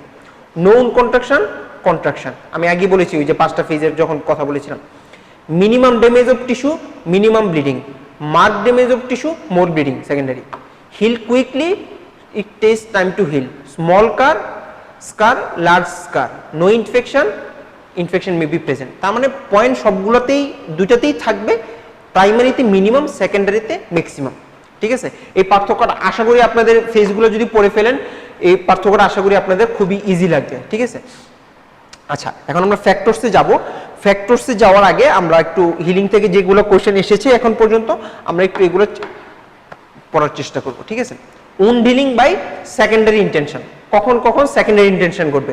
When the wound edges are brought together. যদি উন্ড এজেস কাছাকাছি থাকে, দুইটা, একটা উন্ড হলো দুইটা এজ হয়, উন্ড যদি দুইটা এজ যদি এভাবে কাছাকাছি থাকে, আমাদের দরকার আছে সেকেন্ডারি হিলিং, আমরা তো সুচারিং করে দিব। In case of irreparable skin loss, যদি এমন একটা স্কিন লস ঘটে যেটা রিপেয়ার করা সম্ভব না, সেটা অবশ্যই secondary healing. Much more slowly then first intention, অবশ্যই। ইন ইনফেক্টেড উন্ড, অবশ্যই। When the wound does not break a part, যদি উন্ডটা আলাদা হয়ে না যায়, আলাদা যদি না হয়ে যায় তাহলে তো প্রাইমারি হিলিং ঘটবে, সেকেন্ডারি হিলিং এর প্রশ্নই আসে না। Wound healing by primary intention, কখন কখন প্রাইমারি ইন্টেনশন করবে? Needs clean wound suggest surgical incision, আমি প্রথমেই বলেছিলাম এটা অবশ্যই true. Leaves minimal scar, minimum মানে কি? Primary. Does not require suture, false. Primary healing হতে হলে আমি প্রথমে এই হিলিং এর শুরুতে আমি টপিকস এই লাইনটা বলেছিলাম, সুচারিং লাগবেই। Can be achieved only if antibiotics are use, না, শুধুমাত্র অ্যান্টিবায়োটিক্স দিয়ে আপনি প্রাইমারি হিলিং পসিবল না। Is characterized by large amount of granulation tissue, large amount of granulation tissue কোথায়? সেকেন্ডারি হিলিং এ, ঠিক আছে। আচ্ছা, in healing by secondary intention, the wound are with separated edges, true. More inflammatory reaction, true. Lesser amount of granulation tissue, false. Wound contraction, true. Regeneration of parenchymal sell can completely restore the original architecture, না, এটা তো আপনি তো, আমরা তো কোনো ইন্টারভেনশনই করতেছি না, ওটা যেরকম আছে আমরা জাস্ট ড্রেসিং দিয়ে রেখে দিচ্ছি, ওটা কখনো আগের মতো আর্কিটেকচার ফিরে পাবে না, ঠিক আছে। তাহলে তো মানুষ উন্ড হওয়ার পরে খুশি হতো যে আমার কেটে গেছে, আমার কিছু করা লাগবে না, আমার আগের মতো সবকিছু হয়ে যাবে, ঠিক আছে। ফলস। আচ্ছা, আমরা এখন ফ্যাক্টরে চলে যাব। আরেকটা জিনিস বলে দিই, 2020-এ দেখেন, আবার আপনারা তো বলবেন যে পরীক্ষা হল থেকে বের হয়ে যে নতুন কোশ্চেন এসেছে, দেখেন এই যে একটা কোশ্চেন, নতুন কোশ্চেন, মানে প্রিভিয়াস কোশ্চেন 19-এ, তারপর 12-তে এসেছে, তারপর 13-তে এসেছে, 3টা কোশ্চেন আমরা পেয়েছি এই হিলিং এ প্রাইমারি সেকেন্ডারি থেকে। হ্যাঁ, 2020-এর কোশ্চেনটা আমি বলতেছি। Secondary healing differs from primary healing by, secondary healing কে প্রাইমারি হিলিং থেকে আমরা কোন কোন পয়েন্টে ডিফারেন্স করব, এটা কোশ্চেন। দেখেন এই কোশ্চেন কিন্তু আগে আসে নাই, কিন্তু এই টপিকসটা কিন্তু সেম কোশ্চেন। আমি স্টেমে যাই, inflammatory reaction is less. Secondary healing এ কি ইনফ্ল্যামেটরি রিঅ্যাকশন লেস না মোর, এটা আপনারাই জানেন, সুতরাং স্টেমটা false. There is much more granulation tissue, true. wound contraction occur in secondary healing, true. Regeneration of parenchymal cell can completely restore the original architecture. এই যে দেখেন এটা ই নাম্বার যে স্টেমটা এটাই হুবহু তুলে দিছে সেকেন্ডারি হিলিং এ। False. Repair process is less complicated, false. এটা যদিও শীটে ট্রু দেওয়া আছে কিন্তু এটা আনসারটা কি হবে? ফলস, ঠিক আছে। Repair process is more complicated, আর লেস কোথায়, প্রাইমারি হিলিং এ, ঠিক আছে। এই হলো 5টা স্টেম। এখন দেখেন কি আসছে, ইনফ্ল্যামেটরি রিঅ্যাকশন লেস, মোর গ্রানুলেশন টিস্যু উন্ড কন্ট্রাকশন, মানে এই স্টেমটা থেকেই BCGE, এই যে দেখেন এই 4টা স্টেম তুলে দিছে, এই 4টা স্টেম তুলে দিছে। এ নাম্বার স্টেম এটা না দিয়ে দিছে হলো repair process is less complicated, secondary healing A repair প্রসেসটা মোর কমপ্লিকেটেড। আর এই দেখেন BCDE এই 4টা স্টেমই সেম ছিল, আর এখানে ছিল কি 13 না দিয়ে কি ছিল 20 ছিল।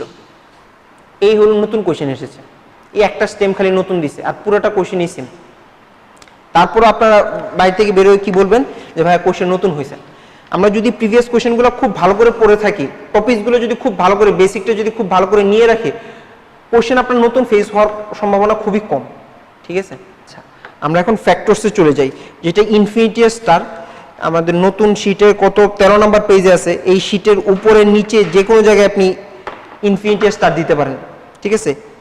এই টপিকসটা এতটাই important, factors influencing healing process. এখন ভাইয়া এটা তো এখানে বলার কিছু নাই, আমি জাস্ট কয়েকটা জিনিস ধরাই দিব, এটা আপনাকে মুখস্থ করতে হবে কোন কোন ফ্যাক্টর আপনাকে এখানে ইনফ্লুয়েন্স করতেছে, ঠিক আছে। কিছু লোকাল ফ্যাক্টর আছে, কিছু সিস্টেম ফ্যাক্টর আছে।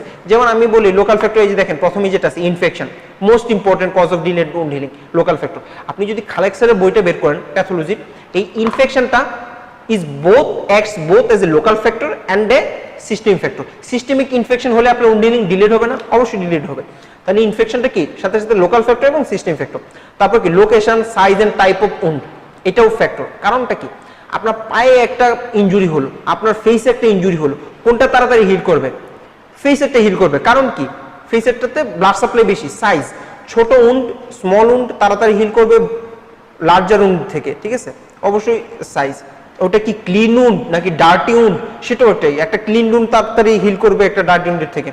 Haematoma formation, mechanical factor, early motion can delay wound healing, presence of foreign body, ionising radiation, এগুলো আপনারা সবই জানেন। Circulatory status, type of tissue immobilisation, আমরা যে কোনো একটা উন্ড হলে আমরা বলি যে এই হাড়টা যদি হাড়টা হয় যে কিছুদিন আপনার হাড়টাকে রেস্ট রাখবেন, কেন ইমোবিলাইজেশনটা খুব মানে হেল্প করবে হিলিং প্রসেসে। আচ্ছা, তো 9টা লোকাল ফ্যাক্টর দেওয়া আছে, আমাদের শীটেও 9টা দেওয়া আছে। 10 নম্বরে একটা ফ্যাক্টর লিখবেন, লোকাল টেম্পারেচার। লোকাল টেম্পারেচার এটা কি,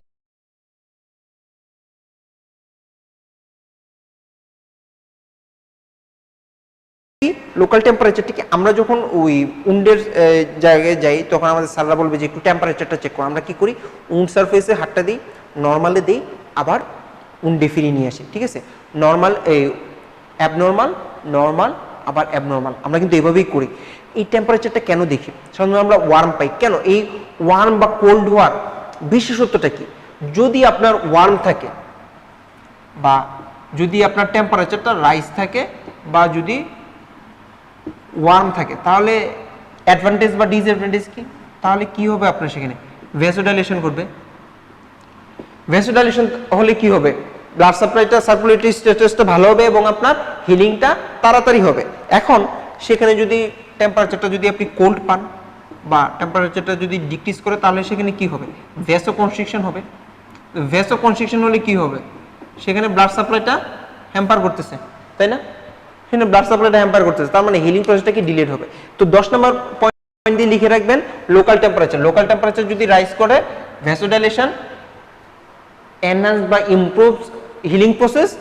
লোকাল টেম্পারেচার যদি ডিক্রিজড হয় বা কোল্ড কন্ডিশন হয়, তাহলে ভ্যাসো কনস্ট্রিকশন হবে, যার কারণে কি হবে, ডিলেজ উন্ড হিলিং, ঠিক আছে। এই 10টা পয়েন্ট দিয়ে রাখবেন, এটা হলো লোকাল ফ্যাক্টর। আসেন সিস্টেম ফ্যাক্টর। সিস্টেম ফ্যাক্টর দেখেন কি কি আছে, এই যেগুলো আপনারা সবাই জানেন, নিউট্রিশনের মাঝে কিছু ভিটামিনের কথা লিখে আছে, মেটাবলিক স্ট্যাটাস, ডায়াবেটিক যদি কারো থাকে তাহলে তার উন্ড হিল করতে অনেক ডিলেড হয়। কিছু সিস্টেমিক কিছু ডিজিজ আছে, যেমন ডায়াবেটিস, তারপর bleeding disorder, anaemia, malignant disease, অবশ্যই উন্ড হিলিংটা ডিলেড হবে। কিছু হরমোন, স্টেরয়েড আছে, টেম্পারেচার, ওবেসিটি, স্মোকিং, তো এগুলো ডিলেট করে। আচ্ছা, যাই হোক, তো এখানে আমি তো বলার কিছু নাই, আমি জাস্ট কয়েকটা জিনিস একটু দেখা দিই। এগুলো ভাই খুব ভালো করে মুখস্থ করতে হবে, এটা মুখস্থ করা লাগবে না, আপনারা এগুলো সবাই আন্ডার গ্রাজুয়েট লাইফে পড়ে আসছেন, জাস্ট একবার দুইবার দেখবেন, এটা খুব ভালো করে ক্লিয়ার হয়ে যাবে। আচ্ছা, এখানে দেখেন একটা জিনিসের কথা বলা আছে, ভিটামিন ডি। ভিটামিন ডির সাথে এই হিলিং এর রিলেশনটা কি? আমি একটা কথা বলি, এই যে আপনাদেরকে বলছিলাম না যে 3টা ফেজ বলেছিলাম, ইনফ্ল্যামেটরি, প্রলিফারেটিভ, ম্যাচুরেশন, এই 3টা ফেজকে এই ভিটামিন ডি কিন্তু কোনোভাবে কোনো রোল নাই, ঠিক আছে? ভিটামিন ডি যদি আসে রিলেশন অফ উন্ড হিলিং, হ্যাঁ, ভিটামিন ডি, আপনার আনসার হবে সবসময় ফলস, যদি না শব্দটাতে বোনের কথা লেখা থাকে। বোন হিলিং এর কথা লেখা থাকলেই ভিটামিন ডি ট্রু অথবা ফলস দিবেন। এছাড়া উন্ড হিলিং এর সাথে ভিটামিন ডি যাই থাকুক সবসময় আনসার কি থাকবে? ফলস। ভিটামিন ডির সাথে উন্ড হিলিং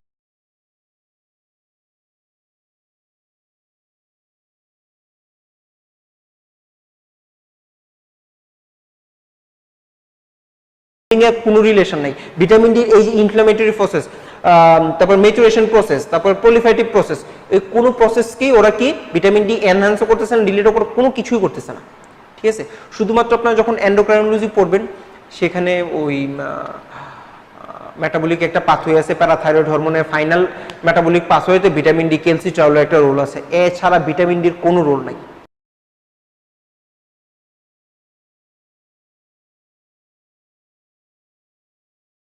কোনো রোলই নেই, ঠিক আছে? ভিটামিন ডি উন্ড হিলিং এ কোনো রিলেশন থাকলে ফলস দিবেন। আচ্ছা, আরেকটা জিনিস থাকে আপনাদের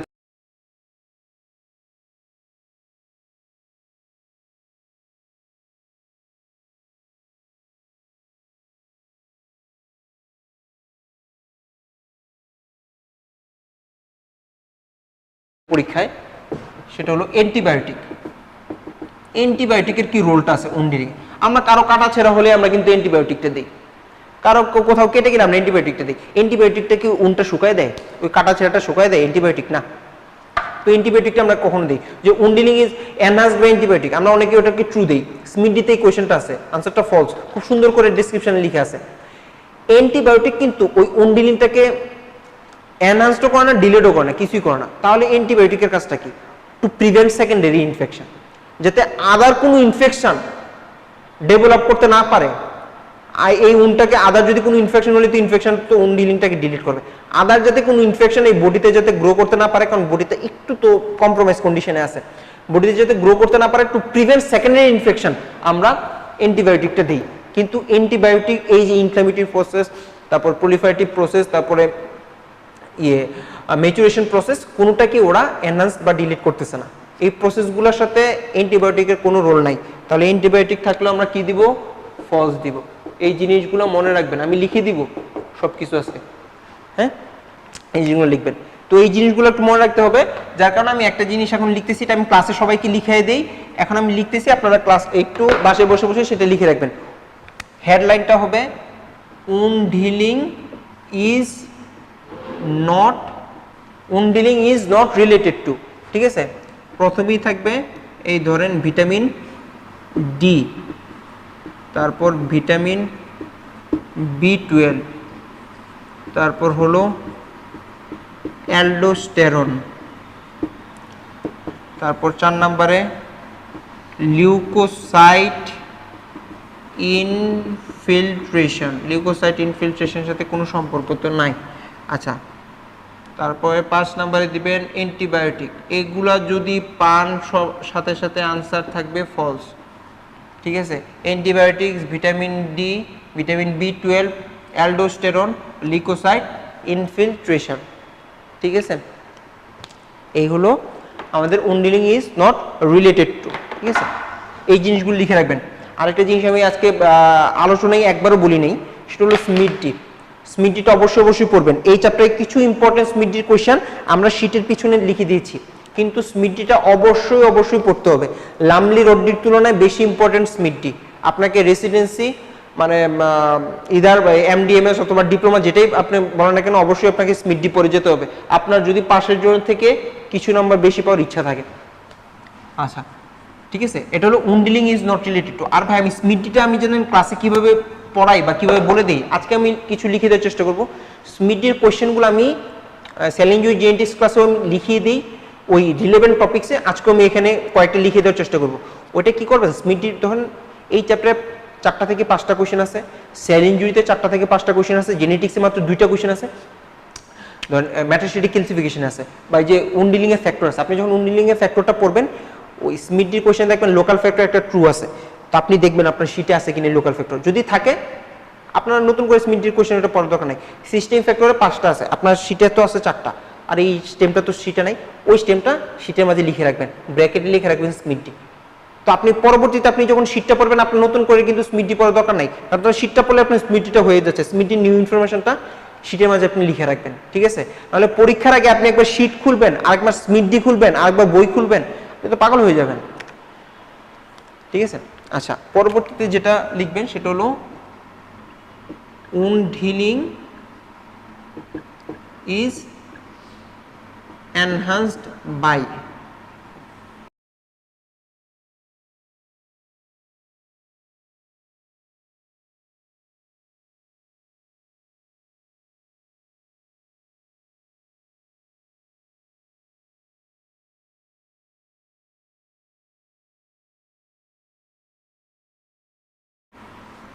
উন্ডিলিং ইজ এনহান্সড বাই, প্রথমেই রেস্ট, এটা স্মিথডি কোশ্চেন, এটা এখন পর্যন্ত 2বার এসেছে রেসিডেন্সিতে। রেস্ট, অক্সিজেন,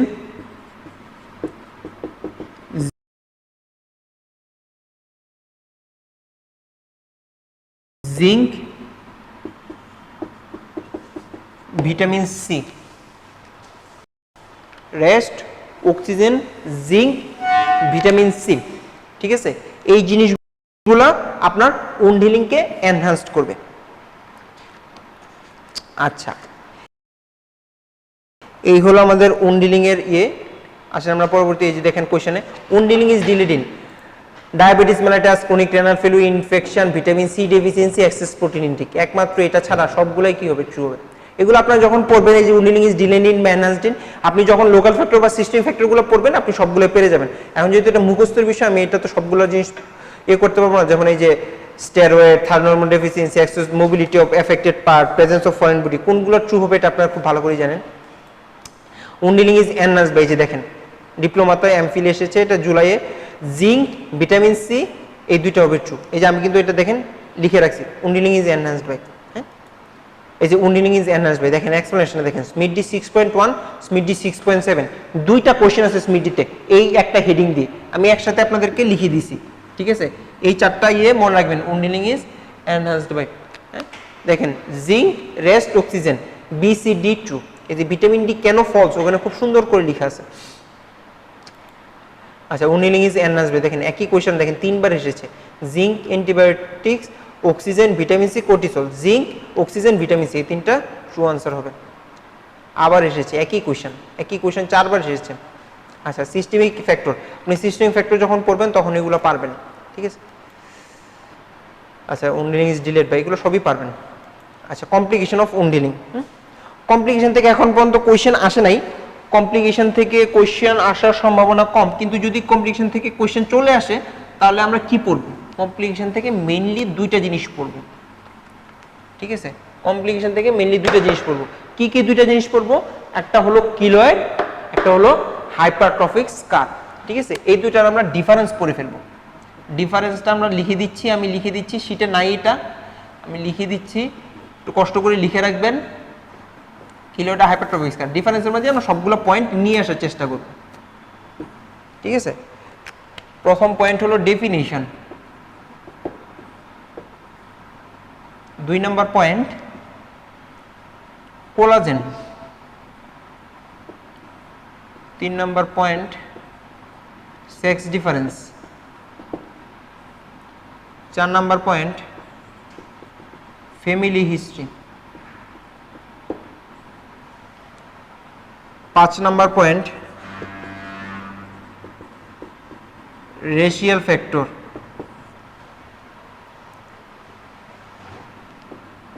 6 নম্বর পয়েন্ট ডিউরেশন, 7 নম্বর পয়েন্ট রিকারেন্স, 8 নম্বর পয়েন্ট এটিওলজি। এই 8টা পয়েন্ট পড়লেই ইনশাল্লাহ আপনাদের ক্যারেক্টারিস্টিক্সও হয়ে যাবে কিলয়েড হাইপারট্রফিক স্কারের। পয়েন্টগুলো আমার মনে হয় যদি স্টেম থাকে এই 8টা পয়েন্টের মাঝেই থাকার কথা। আচ্ছা, প্রথমে আমরা ডেফিনেশনে আসি। কিলয়েড এবং হাইপারট্রফিক স্কার এই দুইটা সম্বন্ধে আপনাদের কম বেশি ধারণা আছে, আমি জানি সবারই। কিলয়েড এবং হাইপারট্রফিক স্কার ডিফারেন্সের যদি আমি পার্থক্যটা আসি, এই দেখেন এখানে খুব সুন্দর করে আছে, hypertrophic scar remains within the boundary of the wound, keloid extends beyond the boundary. ঠিক আছে, ঠিক আছে, এটার উন্ডটা বিয়ন্ড দি মার্জিন যাবে আর হাইপারট্রফিক স্কারটা উন্ডের উইদিন থাকবে। ঠিক আছে, উইদিন মার্জিনে থাকবে। হাইপারট্রফিক স্কারটা within the margin of the wound আর কিলয়েডটা জাস্ট বিয়ন্ড দ্যাট। আচ্ছা, কোলাজেন, কিলয়েডের ক্ষেত্রে কি ধরনের কোলাজেন থাকবে? Large collagen plus thick, large থাকবে এবং থিক থাকবে কোলাজেনটা। আর হাইপারট্রফিক স্কারে স্মল প্লাস থিন। এটা লিখে রাখেন, আমি একটু পরে এটা ডাস্টার দিয়ে মুছতে হবে, কারণ আমার ওই পয়েন্টগুলো লিখতে হবে, না হলে স্ক্রিনে আসবে না। ঠিক আছে, আচ্ছা, এটার উন মার্জিনটা কি বিয়ন্ড দি উন মার্জিন?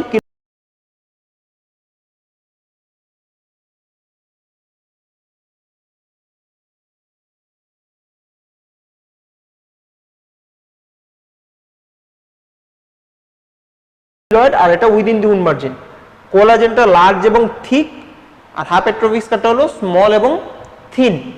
সেক্স ডিফারেন্স, কিলয়েড ফিমেলে বেশি হবে মেলদের তুলনায়। ঠিক আছে, কিন্তু হাইপারট্রফিক স্কারে এই ধরনের কোনো সেক্স ডিফারেন্স নেই। ঠিক আছে, ফ্যামিলি হিস্ট্রি, কিলয়েডে ফ্যামিলি হিস্ট্রি পজিটিভ। ঠিক আছে, হাইপারট্রফিক স্কারে এই ধরনের কোনো ফ্যামিলি হিস্ট্রি নাই। আচ্ছা, রেশিয়াল ফ্যাক্টর, কিলয়েড ব্ল্যাক বা নিগ্রো পিপলদের বেশি হয়, ব্ল্যাক বা নিগ্রো পিপলদের বেশি হয়। আর হাইপারট্রফিক স্কারে এই ধরনের কোনো রেশিয়াল ফ্যাক্টর নেই। এই 5টা পয়েন্ট ক্লিয়ার হইছে? এটা বিয়ন্ড দি উন মার্জিন, এটা উইদিন দি উন মার্জিন। এটাতে কোলাজেন লার্জ এবং থিক, এটাতে স্মল এবং থিন। এটা সেক্স ডিফারেন্স কি ফিমেলে বেশি থাকবে মেলের তুলনায়। আচ্ছা, ফ্যামিলি হিস্ট্রি পজিটিভ থাকবে, রেশিয়াল ফ্যাক্টর ব্ল্যাকদের বেশি হবে।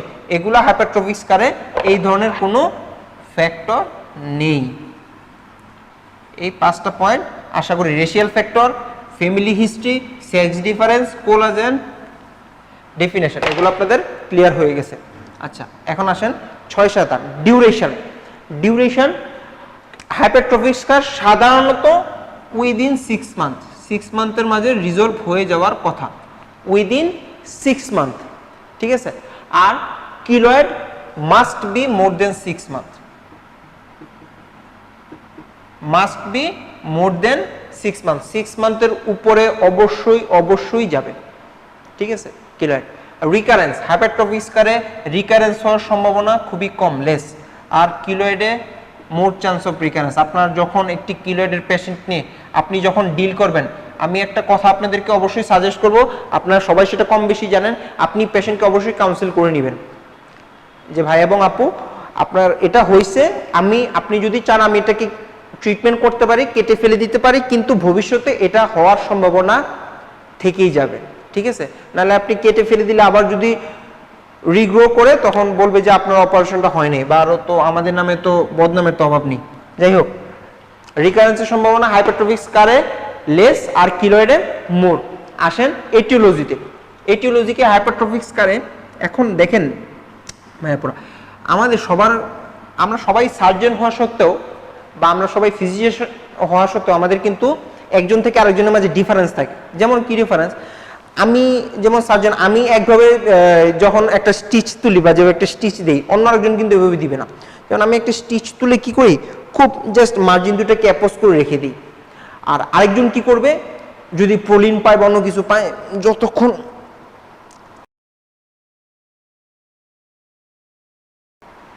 টেনসাইল স্ট্রেংথ পাচ্ছেন তত জুড়ে আপনি এটা দিচ্ছেন। এই যে টেনশনটা দিচ্ছেন,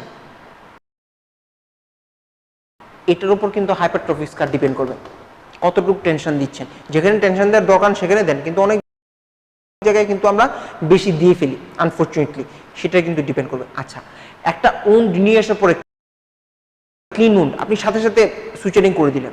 আবার অনেকে একটা ক্লিন উন্ডই ছিল কিন্তু অনেকে ওদিকে নিয়ে গেছে, আরেক জায়গায় নিয়ে গেছে, আরেক জায়গায় নিয়ে গেছে, এরকম ডিলেড হয়েছে। বা আমরা নিয়ে আসছি, আমরা হয়তো ওই পেশেন্ট, অনেক পেশেন্টের চাপে ওটা একটু ডিলেট করছি, যার কারণে সেখানে হাইপারট্রফিক স্কার হতে পারে। তো এই যে কতটুক টেনশন দিয়ে আপনি সুচারিংটা করছেন, কখন করতেছেন, এই যে টেনশন এবং টাইমিং, এই দুইটার উপরে হাইপারট্রফিক স্কার ডিপেন্ড করতেছে। ঠিক আছে, টেনশন এন্ড টাইমিং। আর কিলয়েড হলো অটোজোমাল ডমিনেন্ট, কিলয়েড হলো অটোজোমাল ডমিনেন্ট। তো এই হলো হাইপারট্রফিক স্কার এবং কিলয়েডের ডিফারেন্স। এখন পর্যন্ত কমপ্লিকেশন থেকে কোশ্চেন আসে নাই, কিন্তু আসলে কিলয়েড এবং হাইপারট্রফিক স্কার থেকে যদি কোনো স্টেম থাকে, আশা করি আপনাদের এই যে পয়েন্টগুলো বলেছি 8টা পয়েন্ট, এই পয়েন্টগুলোর মাঝেই থাকবে। আচ্ছা, আমরা পরবর্তী টপিকসে চলে যাই।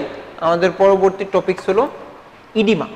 ইডিমা থেকে আমি আজকে কিছু বলবো না, কারণ ইডিমাটা মেইনলি হলো ইনফ্লামেশন ক্লাসের টপিকস। আপনাদের ইডিমা থেকে যতগুলো কোশ্চেনে থাকে, pathogenesis of inflammatory oedema, pathogenesis of exudative oedema, pathogenesis of transudative oedema, যখন আপনি ইনফ্লামেশনটা পড়বেন, একুইটি ইনফ্লামেশন, সেখানে ভাস্কুলার ইভেন্ট আছে, সেখানে যখন আপনি এক্সুডেট পড়বেন, ট্রান্সুডেট পড়বেন, তখন আপনি ওই জায়গাগুলো থেকে কোশ্চেনটা আসে। তো হিলিং হেমোডাইনামিক্স থেকে ইডিমা থেকে তেমন একটা পড়ার কিছু নাই।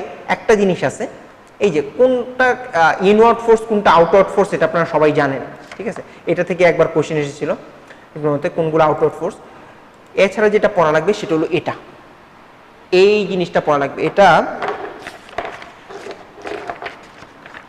নতুন শীটেও নাই, কিন্তু এটা খালেক স্যারের পেজে 43 নাম্বার পেজে আছে। এটা আমি যখন স্লাইডটা রেডি করেছিলাম তখন 43 নাম্বার পেজে ছিল। এখন খালেক স্যার আমি দেখলাম ওই দিন নীলক্ষেতের নতুন আরেকটি এডিশন বের হয়েছে, ওটাতে কত নাম্বার পেজে খেয়াল নেই ভাইয়া। কিন্তু আপনারা এই স্লাইডটা আপনারা খাতায় লিখে রাখতে পারেন অথবা বইয়ে লিখে রাখতে পারেন, যেখানে, অথবা খালেক স্যার বই থেকে পড়তে পারেন। কিন্তু লোকালাইজড ইডিমার কজ এবং জেনারেলাইজড ইডিমার কজ, এটা আপনাদের মুখস্থ থাকতেই হবে। এখান থেকে দেখেন কতগুলো কোশ্চেন এসেছে। কজ অফ লোকালাইজড ইডিমা 18তে কোশ্চেন এসেছে। দেখেন জেনারেলাইজড ইডিমা ডেভেলপশন, এটাও 18তে এসেছে। ঠিক আছে, তো 2টা কোশ্চেন এসেছে। যাই হোক, 2টা এসেছে না 3টে এসেছে 4টে এসেছে, এটা আমাদের জানার দরকার নাই। কিন্তু এই যে লোকালাইজড ইডিমা এবং জেনারেলাইজড ইডিমা কজ, এটা আমাদের অবশ্যই জানতে হবে। ঠিক আছে, অবশ্যই এটা আমাদের লোকালাইজড ইডিমা এবং জেনারেলাইজড ইডিমার এই কজগুলো অবশ্যই জানতে হবে। Inflammatory, pulmonary. জেনারেলাইজড ইডিমার কজগুলো একটু সহজ, hepatic, renal, cardiac, nutrition oedema অথবা ফ্যামাইন ইডিমা। এই কজগুলো যখন পড়বেন, এই লোকালাইজড ইডিমার কজ আর জেনারেলাইজড ইডিমার কজ দুটোই আপনারা পেরে যাবেন। ঠিক আছে, কোথায় কোথায় ইডিমা দেখা যায়, এই যে এক্সুডেট, ট্রান্সুডেট, এগুলো পুরোপুরি ইনফ্লামেশন ক্লাসে। আচ্ছা, এই আরেকটা জিনিস আছে, এই যে লো সেক, হাই সেক। এই স্লাইডটা আমি এখানে কেন আনছি, সেকটা হলো সেরাম অ্যাসাইটিক অ্যালবুমিন গ্রেডিয়েন্ট। এই ফ্লোচার্টটা এনেছি আমি ক্লাসে একটা জিনিস দেখানোর জন্য। এটা হলো ডেভিডসনের একটা ফ্লোচার্ট। এটা সার্জারি ভাইয়াপুদের কারো পড়া লাগবে না, শুধুমাত্র মেডিসিন ফ্যাকাল্টি যারা ভাইয়াপুর আছেন শুধুমাত্র তাদের জন্য এই বক্সটা। এটা আপনার ফ্যাকাল্টিতে একটা কোশ্চেন আছে, লো অ্যালবুমিন, সেরাম অ্যালবুমিন এই গ্রেডিয়েন্টটা আর হাই কখন কোনটা কোথায় পাওয়া যায়। ঠিক আছে, এটা আপনাদের ফ্যাকাল্টিতে আসে। এটা আমি এখানে এই স্লাইডটি এই কারণে এনেছি ডেভিডসন থেকে। এই স্লাইডটা মেডিসিন ভাইয়াপুদের জন্য খুব বেশি ইম্পর্টেন্ট। 3টা থেকে 4টা প্রিভিয়াস কোশ্চেন এসেছে এই স্লাইডটা থেকে। ঠিক আছে, এই স্লাইডটা অবশ্যই ফ্যাকাল্টি ডেভিডসন বই থেকে আপনারা পড়ে ফেলবেন। সেরাম অ্যাসাইটিক অ্যালবুমিন গ্রেডিয়েন্ট কোথায় লো কোথায় হাই, ঠিক আছে, মুখস্থ করে ফেলবেন। আচ্ছা, আমাদের পরবর্তী টপিক যেটা hyperaemia and congestion. Hyperaemia and congestion. ঠিক আছে, এখন দেখেন হাইপারেমিয়া কনজেশনের মধ্যে কিন্তু আমরা ডিফারেন্স পড়ছি না, ডিফারেন্স পড়ছি সেই আন্ডার গ্রাজুয়েট লাইফ থেকে, আন্ডারখাল থেকে আমরা পড়ে আসতেছি এই দুইটার ডিফারেন্স। কিন্তু আরেকটা জিনিসও পড়ে আসতেছি, এই দুইটা যখনই পড়া হয় যমজ ভাইয়ের মতো, এই দুইটাকে সবসময় সাথে সাথে রেখে পড়া হয়। কেন? তো এই দুইটা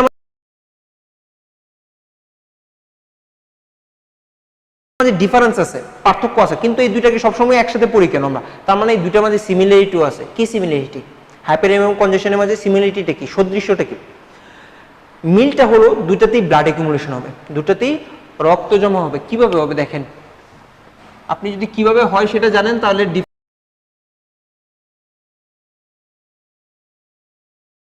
ডিফারেন্স প্রত্যেকটা পয়েন্ট এটাতে চলে আসবে। ঠিক আছে, আচ্ছা, আর্টারি আর ভেইনের মাঝে তো ভাই ডাইরেক্ট কমিউনিকেশন নাই। তাদের মাঝে তো কিছু কানেকশন আছে, কি ধরনের কানেকশন আছে দেখি।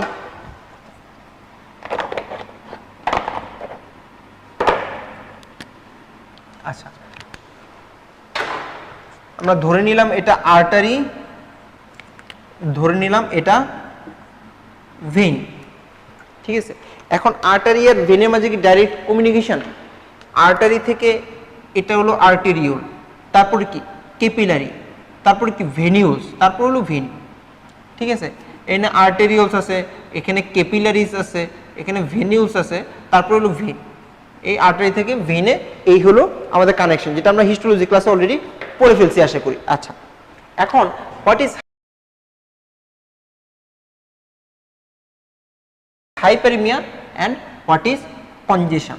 আমরা ইনফ্লামেশন ক্লাসে কিছু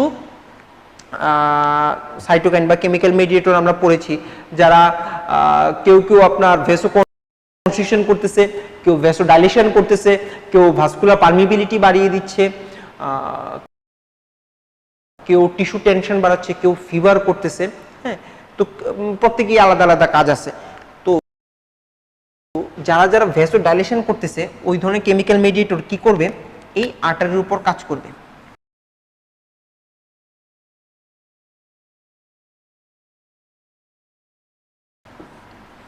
এই আর্টারির উপর অ্যাকশন করবে। তো অ্যাকশন করার পরে কি হবে, এই আর্টারি কি হবে,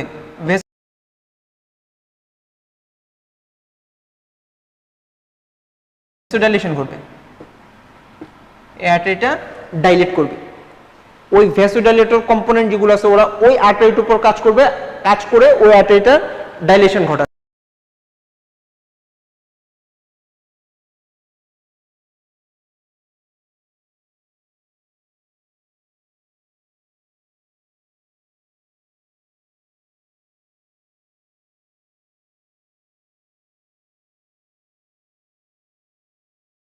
যার কারণে ব্লাড সার্কুলেশনটা বেশি হবে। এটাকে বলা হচ্ছে হাইপারেমিয়া। এটাকে কি বলা হচ্ছে, হাইপারেমিয়া। ওই ভ্যাসোডাইলেটর কম্পোনেন্টগুলা ওই আর্টারির উপর কাজ করতেছে, ডাইলেট করতেছে, হাইপারেমিয়া হচ্ছে, ঠিক আছে। কাজ করতেছে কিসের উপর, এই আর্টারির উপর। ভ্যাসোডাইলেটর কম্পোনেন্টগুলো এই আর্টারির উপর কাজ করতেছে, এই আর্টারিটা ডাইলেট হচ্ছে, প্যাথোলজি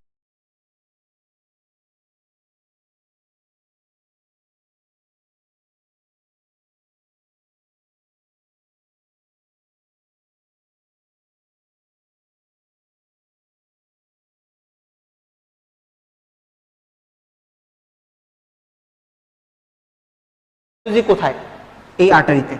সমস্যা কোথায়, এই আর্টারিতে। যার কারণে এটাকে বলা হচ্ছে অ্যাক্টিভ প্রসেস। এই কম্পোনেন্টগুলা কাজ করতেছে এই আর্টারির উপরে, কাজ করে সমস্যা কি করতেছে, আর্টারিটাকে ডাইলেট করে দিচ্ছে, ব্লাড সার্কুলেশন বেড়ে যাচ্ছে, ব্লাড এখানে জমা হচ্ছে।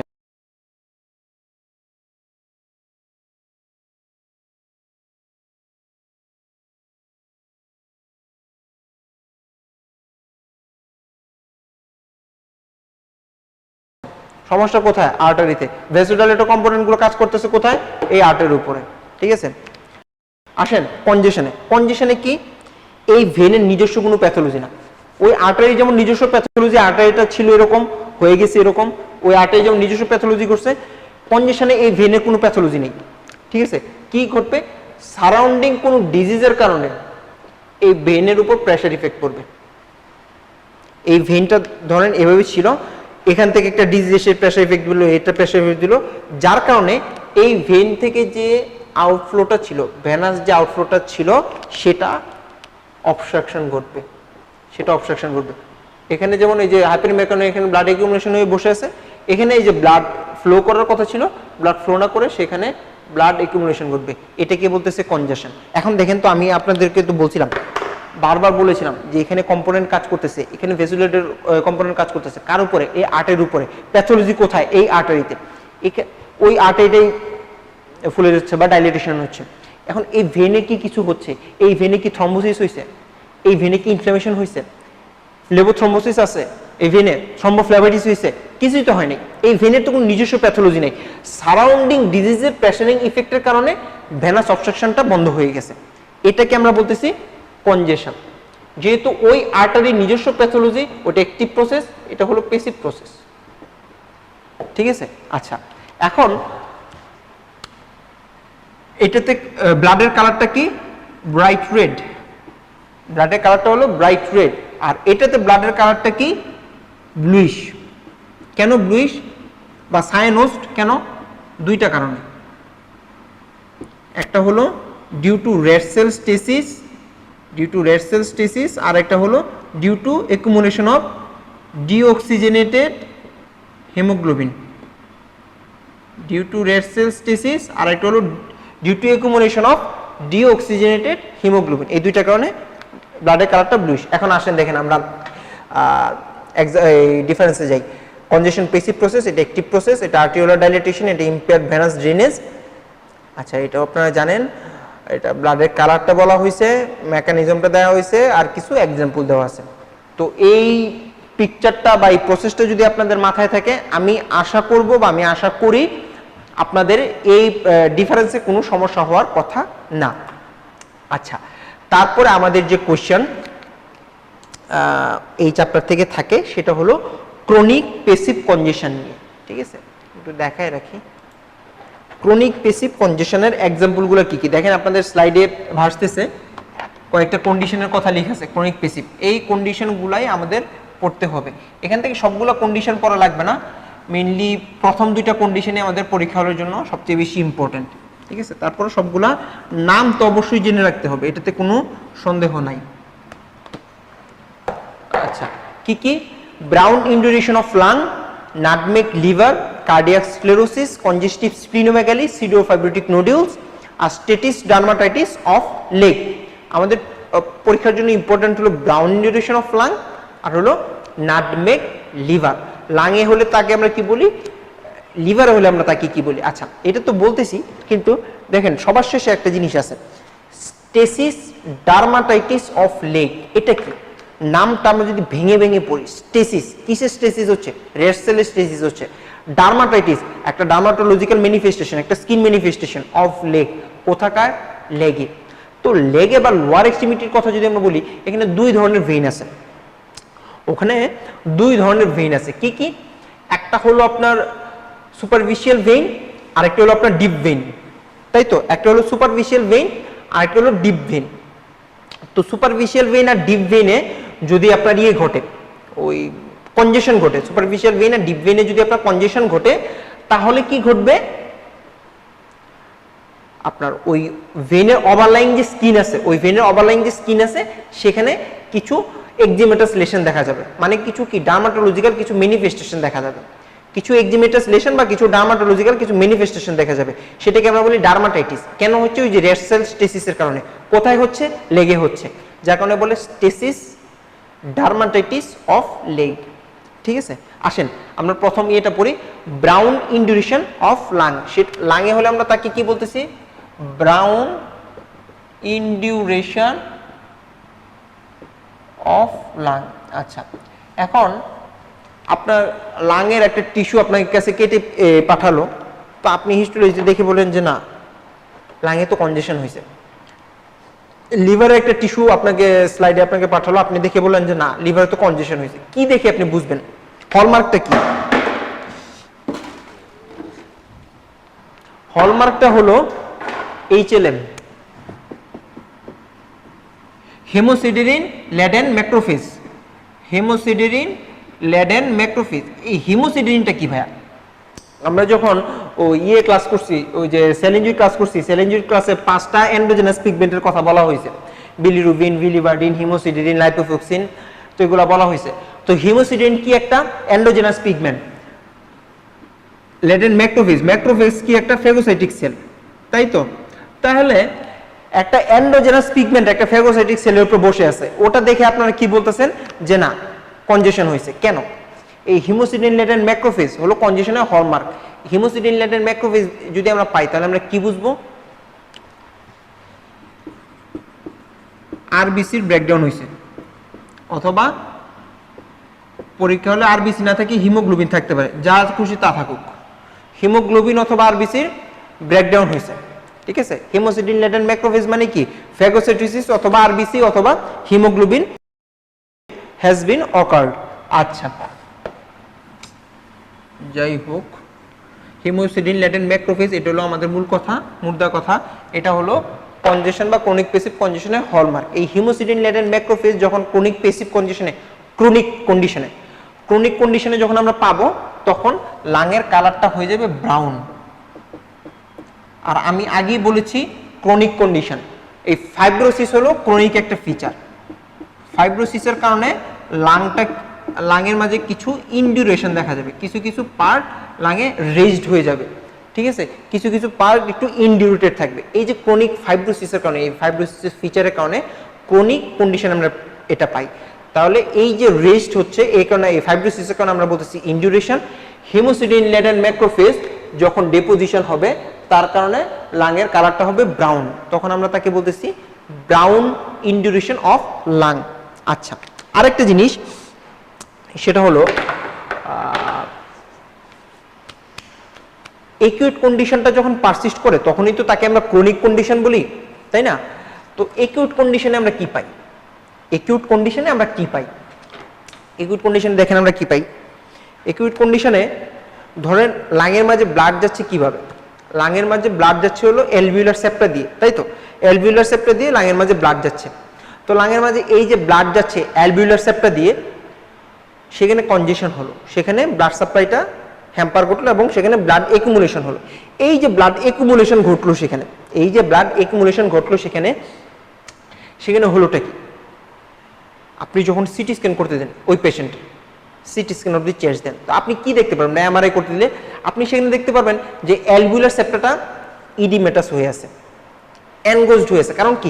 সেখানে তো ব্লাড ডিপোজিশন হয়ে বসে আছে, সেখানে তো ব্লাড জমাট বেঁধে বসে আছে না। তাহলে আপনি অ্যালভিওলার সেপ্টাটা কি দেখতে পারবেন? ডাইলেটেড হয়ে বসে আছে বা এনগোজড হয়ে বসে আছে। আচ্ছা, সেখানে যদি আমরা বলি যে ভাইয়া আপনি দেখেন তো ওখানে হেমোরেজটা কি লোকালাইজড না জেনারেলাইজড? ওখানে যে ব্লাডটা জমা হয়ে হেমোরেজ যে হয়ে বসে আছে, এটা কি লোকালাইজড না জেনারেলাইজড? আপনি তো দেখলেন ব্লাড জমাট হয়ে অ্যালভিওলার সেপ্টাতে বসে আছে, অ্যালভিওলার সেপ্টাটা মোটা হয়ে আছে, ফুলে আছে, সেটা কি ইডিমেটাস বা এনগোজড আপনি দেখছেন, সেটা অবশ্যই লোকালাইজড হেমোরেজ। ব্লাডটা ওখানে শুধুমাত্র ওখানে লোকালাইজড হয়ে বসে আছে, এটা হলো একিউট কন্ডিশন। যদি কনজেশন হয়, অ্যালভিওলার সেপ্টাটা ফুলে যাবে, ইডিমেটাস হবে, আর কি হবে? লোকালাইজড একটা হেমোরেজ পাবে। এখন এই কন্ডিশনটাই যখন পারসিস্ট করবে করবে করবে আস্তে আস্তে, তখন কি হবে? আলটিমেটলি ক্রনিক কন্ডিশন হবে। এই কন্ডিশনটা যদি আস্তে আস্তে পারসিস্ট করে, এই অ্যালভিওলার সেপ্টাটা আস্তে আস্তে পারসিস্ট করতে করতে করতে এনগোজ থাকতে থাকতে ফুলতে ফুলতে ফুলতে কি হবে? বার্স্ট আউট হয়ে যাবে। ফুলতে ফুলতে কি হয়ে যাবে? একসময় বার্স্ট আউট হয়ে যাবে বা রাপচার হয়ে যাবে। এটা কিসে পাবো? ক্রনিকে পাবো। যখন রাপচার হয়ে যাবে, এই ব্লাডটা কি হবে? স্পিল আউট হবে না। তখন কি লোকালাইজড হেমোরেজ থাকবে? তখন কি জেনারেলাইজড হয়ে যাবে না? ব্লাডটা যেখানে সেখানে স্পিল আউট হবে না। হ্যাঁ, তাহলে লোকাল এই একিউট কন্ডিশনে কি অ্যালভিওলার সেপ্টাটা এনগোজ থাকতেছে বা ইডিমেটাস থাকতেছে, ক্রনিক কন্ডিশনে রাপচার হয়ে যাচ্ছে। একিউট কন্ডিশনে হেমোরেজটা লোকালাইজড, ক্রনিক কন্ডিশনে হেমোরেজটা জেনারেলাইজড। হিমোসিডিন ল্যাটেন্ট ম্যাক্রোফেজটা আমরা কোন কন্ডিশনে পাবো? ক্রনিক কন্ডিশনে। এটা হলো একিউট কন্ডিশন আর ক্রনিক কন্ডিশনের মাঝে ডিফারেন্স, ঠিক আছে?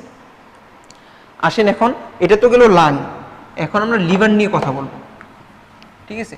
লিভারে হলে তাকে আমরা বলি নাটমেগ লিভার। লিভারে হলে আমরা তাকে কি বলি? Nutmeg liver. নাটমেগ কথাটা কেন বলা হয় এটা আপুরা ভালো জানেন ভাইয়াদের থেকে। নাটমেগ শব্দটা আসছে যে কি জয়ত্রী জয়ফল, অনেকে বলে যে কি সুপারি, ওইখান থেকে, ঠিক আছে? এটা মানে আর কি ছবিটা কিরকম, এটা ছবিটা হলো যে এরকম, অনেকটা আপনারা যদি ন্যাশনাল ফ্ল্যাগের কথা চিন্তা করেন, তাহলে জাপানের ন্যাশনাল ফ্ল্যাগের সাথে অনেকটা সাদৃশ্য পাবেন। হ্যাঁ, ঠিক আছে? এটার পিকচারটা হলো অনেকটা এরকম। এটা কি দেখলেন? নাটমেগ লিভার বা এটা কি সেন্ট্রালি কনজেশন থাকবে, সেন্ট্রালি কনজেশন থাকবে, পেরিফেরালি আনকনজেশন থাকবে। তার মানে এই যে এই বেসিক ধারণাটা আপনার মাথা মাঝে নিয়ে রাখতে হবে। সেন্ট্রালি কি থাকবে? কনজেশন থাকবে, পেরিফেরালি কি থাকবে? আনকনজেশন থাকবে। এটা হলো আপনার নাটমেগ লিভার। বুঝে গেছে? তার মানে এখন আপনি যখন লিভারের হিস্টোলজি পড়বেন, লিভারে ওই যে হেক্সাগোনাল যখন হিস্টোলজিগুলো পড়বেন, তখন সেন্ট্রাল হেপাটোসাইট বা লিভারের সেন্ট্রালি যা যা থাকবে সবগুলা কি হবে? কনজেশন হবে, সবগুলা কি রেডিশ হয়ে যাবে, সবগুলাতে কনজেস্টেড থাকবে। আর লিভার হিস্টোলজিতে পেরিফেরালি যা যা পড়বেন সবগুলা কি হবে? আনকনজেস্টেড থাকবে। ঠিক আছে, এই হলো আমাদের কনজেশনের মোটামুটি চ্যাপ্টার। এখন দেখেন আমরা কি কি কোশ্চেন আছে। আচ্ছা, heart failure cell in chronic pulmonary congestion is অথবা আর, এটা আমাদের কোশ্চেন ছিল। ঠিক আছে, তো যাদের বেসিক ক্লিয়ার ছিল তারা এই কোশ্চেনটা পারছে। অনেকের এই কোশ্চেনে আমরা যখন পরীক্ষা থেকে বের হয়েছিলাম আমি শুনেছিলাম অনেকে এই কোশ্চেনটাতে 3টা ট্রু দিয়েছে, এ বি ডি। আমার অনেক কলিগ এবং আমার অনেক ফ্রেন্ড বি আর ডি ট্রু দিয়েছিল। ঠিক আছে, আপনার যদি বেসিকটা ক্লিয়ার থাকে, কারণ তখন তো ভাইয়া কোশ্চেন পরে চিন্তা করার সম্ভাবনা খুবই কম। 200টা কোশ্চেন, 1000 স্টেম। ঠিক আছে, সময় হলো মাত্র 180 মিনিট। 180 মিনিটে আপনাকে 1000 স্টেম দাগাতে হবে, আপনার এত চিন্তা করার সময় তো নাই। Heart failure cells in chronic pulmonary congestion is অথবা আর, তারা এখানে একটা ক্লু দিছে, সেটা আপনাকে ধরতে হবে। তারপর দেখেন carbon laden histiocyte, haemosiderin laden histiocyte, cardiac myocyte, lipofuscin laden histiocyte, pneumocyte. ঠিক আছে, 3টা হিস্টিওসাইট আছে, তার মানে টিস্যু ম্যাক্রোফেজ আছে। এখন আপনি যদি না জানেন যে ক্রনিক পেসিভ কনজেশনের হলমার্কটা হলো হিমোসিডিন ল্যাডেন ম্যাক্রোফেজ, তাহলে আপনি কোশ্চেনটা আনসার করতে পারবেন না প্রথমত। তারপর আপনি যদি জানেন যে না হিমোসিডিন ল্যাডেন ম্যাক্রোফেজ আছে, আচ্ছা, তারপর আপনি এটা ভালো করে আপনি এটা পড়ে গেলেন না এই চ্যাপ্টারটা। তারপরে দেখেন এখানে কিন্তু হিস্টিওসাইট আছে 3টা, টিস্যু ম্যাক্রোফেজ আছে 3টা। সবাই জানে যে আচ্ছা হার্ট ফেলিউর সেল, আচ্ছা ম্যাক্রোফেজ তো থাকে কনজেশনে, 3টা ম্যাক্রোফেজ আছে, 3টা এখানে ফেগোসাইটিক সেল আছে, 3টা ফেগোসাইটিক সেল। অনেকে এটা ভেবে দাগাইছে, আবার অনেকে কি দাগাইছে হিমোসিডিন ল্যাডেন ম্যাক্রোফেজ, আবার pneumocyte. Pulmonary congestion heart failure cell নিউমোসাইটও দাগাইছে, 1 2 নিউমোসাইট, টাইপ 1 টাইপ 2 ভাবছে যে কোনটা থাকে এটা ভেবে দাগাইছে। এখানে ক্রনিক পালমোনারি কনজেশন কথা বলছে। ক্রনিক পালমোনারি কনজেশন মানে হলো শুধু হিমোসিডিন ল্যাডেন ম্যাক্রোফেজ, আর কোনো কিছুই না। ঠিক আছে, আচ্ছা, একুইট পালমোনারি কনজেশন, একুইট কনজেশন, হ্যাঁ ক্রনিক না। একুইটে কি অ্যালভিউলার ক্যাপিলারি ট্রু, এনগোর্স থাকবে অবশ্যই, alveolar septal oedema true, focal haemorrhage অবশ্যই ট্রু, ফাইব্রোসিস থাকবে না, false. Haemosiderin laden macrophage false. Haemosiderin laden macrophage কি ক্রনিকের ফিচার, আমি একটু আগে ভালো করে বলে দিয়েছি একুইট আর ক্রনিকের ডিফারেন্সটা। আচ্ছা, তারপরে question vascular congestion may lead to brown induration of lung true, nutmeg liver true, বাকিগুলো ফলস। ব্রাউন এট্রোফি অফ হার্টটা কি স্যানাল এট্রোফি, যখন অ্যালডাইল এইজ থাকবে, অ্যালডাইল এইজে আপনার লাইপোফুক্সিন একটা ওয়ার অথবা টিয়ার পিগমেন্ট আছে, সেটা আপনার হার্টে ডিপোজিশন হবে, সেটাকে আমরা বলি ব্রাউন এট্রোফি অফ হার্ট। ঠিক আছে, আচ্ছা, vascular congestion may lead to same stem. Pathology conditions caused by vascular congestion, brown nutmeg liver true, brown inundation of lung false, strawberry gallbladder status dermatitis of leg true, chocolate cyst of ovary। strawberry of gallbladder কি false। gallbladder যখন excess cholesterol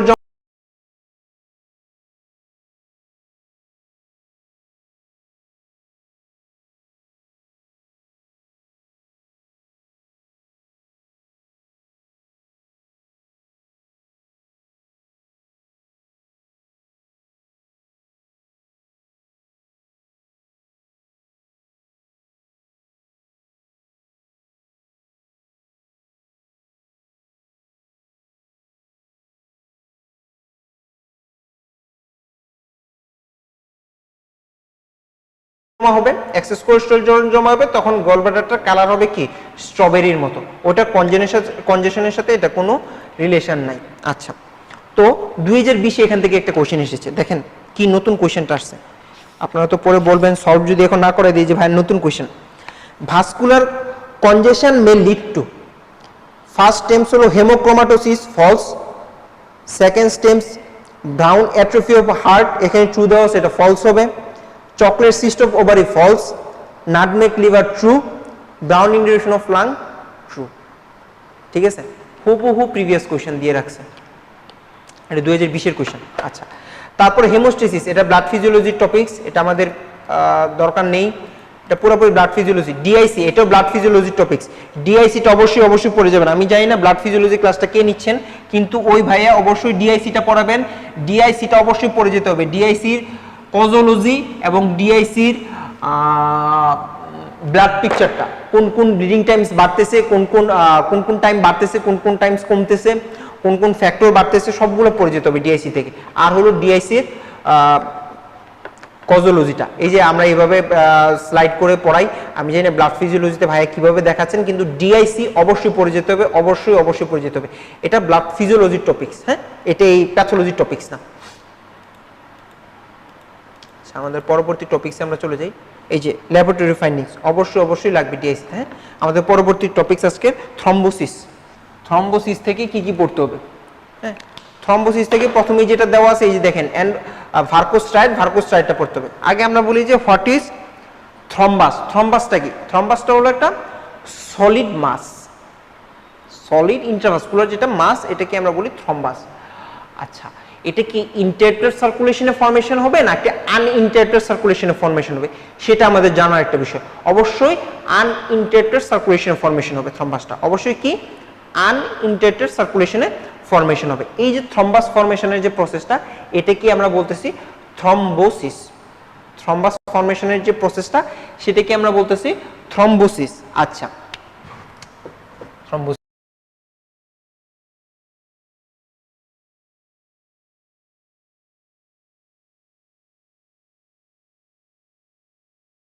এখন দেখেন আপনাদের স্লাইডে যেটা বের করা আছে ভার্কোস্ট্রাইড, এটাই আমাদের পরীক্ষার জন্য ইম্পর্টেন্ট। কি কি আছে? এন্ডোথেলিয়াল ইনজুরি আছে, তারপরে অল্টারেশন অফ ব্লাড ফ্লো আছে, আর হলো হাইপারকোয়াগুবিলিটি আছে, ঠিক আছে। এন্ডোথেলিয়াল ইনজুরিটা আমাদের পরীক্ষার জন্য triple star, alteration of blood flow পড়া লাগবে না, হাইপারকোয়াগুবিলিটি ইনফিনিটি স্টার, ঠিক আছে। ওটা ট্রিপল স্টার, ওটা অল্টারেশন ব্লাড ফ্লো পড়া লাগবে না, হাইপারকোয়াগুবিলিটিটা ইনফিনিটি স্টার, ঠিক আছে। যেটা পড়া লাগবে না এটা দিয়ে পড়া শুরু করি। অল্টারেশন অফ ব্লাড ফ্লো, ঠিক আছে। ব্লাড ফ্লো, নরমাল ব্লাড ফ্লোকে আমরা কি বলি? নরমাল ব্লাড ফ্লোকে বলি আমরা স্ট্রিমলাইন বা লেমিনার ব্লাড ফ্লো। এটা কি? এই যে এন্ডোথেলিয়াল, সেন্ট্রালি যাবে আরবিসি, ডাব্লিউবিসি, ওর দুই পাশ দিয়ে যাবে প্লাটিলেট, আর একদম এন্ডোথেলিয়ামে গা ঘেঁষে যাবে প্লাজমা। এটা হলো এন্ডোথেলিয়াম, ঠিক আছে। এই হলো নরমাল ব্লাড ফ্লো অথবা লেমিনার ব্লাড ফ্লো অথবা স্ট্রিমলাইন ব্লাড ফ্লো, ঠিক আছে। এটা অল্টারেশন ঘটতে পারে দুই ভাবে, একটা হলো টার্বুলেন্স ঘটতে পারে, একটা হলো স্টেসিস ঘটতে পারে। এই হলো আপনাদের অল্টারেশন অফ ব্লাড ফ্লো, ঠিক আছে। এখান থেকে কি কোশ্চেন আসবে? এই কারণে এখান থেকে কোনো কোশ্চেনই আসে না, ঠিক আছে। এটা হলো সেন্ট্রালি যাবে কি আরবিসি ডাব্লিউবিসি, দুই পাশে যাবে প্লাটিলেট, আর একদম এন্ডোথেলিয়ামে গা ঘেঁষে যাবে প্লাজমা। যদি আপনাকে পরীক্ষায় আসে সবচেয়ে ভেলোসিটি কার সবচেয়ে হাই বা কার সবচেয়ে বেশি, এই সেন্ট্রালি যে যাবে আরবিসি ডাব্লিউবিসি, ঠিক আছে। আচ্ছা, আমরা পরবর্তী টপিকটাতে চলে যাই, এন্ডোথেলিয়াল ইনজুরি, ঠিক আছে। একটা লাইন বলি, হ্যাঁ, সহজ একটা লাইন বলি। Endothelial injury causes thrombosis. এটার বিপরীত লাইনটা বলতে পারবেন? এন্ডোথেলিয়াল ইনজুরি কজেস থ্রম্বোসিস, এটার বিপরীত লাইনটা হলো ইনট্যাক্ট এন্ডোথেলিয়াম প্রিভেন্ট থ্রম্বোসিস, ঠিক আছে। যেহেতু এন্ডোথেলিয়াম ইনজুরি হলে থ্রম্বোসিস ঘটতেছে, তার মানে ইনট্যাক্ট এন্ডোথেলিয়াম কি থ্রম্বোসিসটাকে প্রিভেন্ট করতেছে। কারণটা কি? তার মানে ইনট্যাক্ট এন্ডোথেলিয়ামের কিছু অ্যান্টি থ্রম্বোজেনিক প্রপার্টি আছে, ইনট্যাক্ট এন্ডোথেলিয়ামের কিছু অ্যান্টি থ্রম্বোজেনিক প্রপার্টি আছে, যার কারণে ওই এন্ডোথেলিয়াম যখন ইনজুরি করতেছে ওই অ্যান্টি থ্রম্বোজেনিক প্রপার্টিগুলো লস হচ্ছে, যার কারণে আপনার থ্রম্বোসিস ঘটতেছে, ঠিক আছে। তাহলে আপনাকে জানতে হবে যে ইনট্যাক্ট এন্ডোথেলিয়ামের কি কি অ্যান্টি থ্রম্বোজেনিক প্রপার্টি আছে। ইনট্যাক্ট এন্ডোথেলিয়ামের প্রথম যে অ্যান্টি থ্রম্বোজেনিক প্রপার্টি আছে, ইনট্যাক্ট এন্ডোথেলিয়ামের দেখেন, আমি একটু লিখে নিই তারপরে বলতেছি। এটা ব্লাড ফিজিওলজি ক্লাস যদি হয় তাহলে সহজ লাগবে, না হলে আমি শুধু বেসিকটা বলবো, আমি এত বেশি ডিটেইলে যাব না। ইনট্যাক্ট এন্ডোথেলিয়াম এই তিনটা জিনিস রিলিজ করতেছে, ঠিক আছে। কি রিলিজ করতেছে? হ্যাপারিন। এটা কি একটা ন্যাচারাল অ্যান্টিকোয়াগুলেন্ট, হ্যাপারিন একটা ন্যাচারাল অ্যান্টিকোয়াগুলেন্ট, ঠিক আছে। আচ্ছা, থ্রম্বোমোডুলিন কি? থ্রম্বোমোডুলিন কি করতেছে? ওরা থ্রম্বিনকে প্রোটিন সিতে রূপান্তর করতেছে। শুধু এতটুকু লিখেন, পরে আমি বলতেছি। টিস্যু প্লাজমিনোজেন অ্যাক্টিভেটর কি করতেছে? সে ফিব্রিন ক্লটটাকে লাইসিস করতেছে, মানে মুদ্রা কথা হলো ফিব্রিনও লাইসিস করতেছে। আচ্ছা, তাহলে কি কি রিলিজ করতেছে? ইনট্যাক্ট এন্ডোথেলিয়াম রিলিজ করতেছে হলো heparin, thrombomodulin, tissue plasminogen activator. Heparin কি? ও নিজে হলো একটা ন্যাচারাল অ্যান্টিকোয়াগুলেন্ট। অ্যান্টিকোয়াগুলেন্টে আমরা দুইটা ক্লাসিফিকেশন পড়ছি ব্লাড ফিজিওলজি ক্লাসে, একটা ন্যাচারাল অথবা আর্টিফিশিয়াল অথবা সিনথেটিক, যেটাই হোক। তো হ্যাপারিন নিজে একটা ন্যাচারাল অ্যান্টিকোয়াগুলেন্ট, তার মানে কি একটা অ্যান্টিথ্রম্বোজেনিক প্রপার্টি। থ্রম্বোমোডুলিন কি করতেছে? থ্রম্বিনকে প্রোটিন সিতে রূপান্তর করতেছে। প্রোটিন সি, প্রোটিনেস এগুলো কি? অ্যান্টিকোয়াগুলেন্ট, ন্যাচারাল অ্যান্টিকোয়াগুলেন্ট, ঠিক আছে? তার মানে থ্রম্বিনকে প্রোটিন সিতে রূপান্তর করতেছে। হ্যাঁ, একটা তার মানে কি অ্যান্টিকোয়াগুলেন্টে রূপান্তর করতেছে। তার মানে থ্রম্বোমোডুলিন এইভাবে অ্যান্টিথ্রম্বোজেনিক প্রপার্টিটা রিলিজ করতেছে। টিস্যু প্লাজমিনোজেন অ্যাক্টিভেটর রিলিজ করতেছে। টিস্যু প্লাজমিনোজেন অ্যাক্টিভেটর কি করতেছে? ফিব্রিন যে ক্লটটা আছে, ফিব্রিনও লাইসিস করতেছে। ওই ক্লটটাকে লাইসিস করে দিচ্ছে, এইভাবে অ্যান্টিথ্রম্বোজেনিক প্রপার্টিগুলো রিলিজ করতেছে। তো দেখেন ইনট্যাক্ট এন্ডোথেলিয়াম, থ্রম্বোমোডুলিন, হ্যাপারিন আর হলো টিস্যু প্লাজমিনোজেন অ্যাক্টিভেটর, এভাবে আপনার ওই অ্যান্টিথ্রম্বোজেনিক প্রপার্টিগুলো রিলিজ করতেছে। যখন এই এন্ডোথেলিয়াল ইনজুরি করতেছে, এই প্রপার্টিগুলো লস হচ্ছে, যার কারণে আপনার থ্রম্বোসিস ঘটতেছে। আচ্ছা, কখন কখন এই এন্ডোথেলিয়াল ইনজুরিটা ঘটে? তখন আপনাদের এই যে পেজে, শীটের পেজে খুব সুন্দর করে লেখা আছে, পেজ নাম্বার 30-তে, যেমন আপনার মায়োকার্ডিয়াল ইনফেকশন, তারপরে atheromatous plaque, smoking, alcohol, radiation injury, homocystinuria ঘটলেও ঘটবে, হোমোসিস্টিনেমিয়া এটা আপনাদের শীটে নেই, এটা হলো এন্ডোথেলিয়াল ইনজুরি ঘটবে। এই যে কয়েকটা কন্ডিশনের কথা বলছি, এগুলো 30 নাম্বার পেজ আছে, এগুলো একবার চোখ বুলাবেন, ঠিক আছে? এই কন্ডিশনগুলো আপনার কাছে বেসিকটা কিন্তু আপনি জানেন, এন্ডোথেলিয়াল ইনজুরি হলে কিভাবে থ্রম্বোসিস ঘটতেছে। এখন কখন কখন এন্ডোথেলিয়াল ইনজুরিটা ঘটে? Atheromatous plaque, radiation injury, smoking, alcohol, হ্যাঁ, তারপর হোমোসিস্টিনিউরিয়া, মায়োকার্ডিয়াল ইনফেকশন, এই কন্ডিশনগুলো একটু আপনাকে জেনে রাখতে হবে, ঠিক আছে? এই হলো এন্ডোথেলিয়াল ইনজুরি। এখন এটা ট্রিপল স্টার বলেছিলাম আমি। এখন যেটা মোস্ট ইম্পর্টেন্ট, আপনাদের পরীক্ষা 4-5টা কোশ্চেন এসেছে এই টপিকসটা থেকে, যেটা ইনফিনিটি স্টার দিয়েছিলাম, সেটা হলো এটা, হাইপারকোয়াগুলার স্টেট। এই ফ্লোচার্টটা আপনাদের শীটেও আছে, এটা রবিনসের একটা ফ্লোচার্ট। এই ফ্লোচার্টটা মুখস্থ করতে হবে, মুদ্রা কথা একেবারে মুখস্থ করতে হবে। কিভাবে করবেন তা আমি জানি না, আমি একটা মেমোনিক্স, ফালতু একটা মেমোনিক্স বলে দেওয়ার চেষ্টা করব, কিন্তু দেখেন কিভাবে কিভাবে পড়তে হবে। দেখেন, প্রথম দুইটা হেডিংসে পড়বেন, প্রাইমারি, সেকেন্ডারি। সেকেন্ডারি আবার দুইটা ভাগ আছে, high risk factor, low risk factor, ঠিক আছে? প্রাইমারি 3টা ভাগ আছে, কমন, রেয়ার, ভেরি রেয়ার।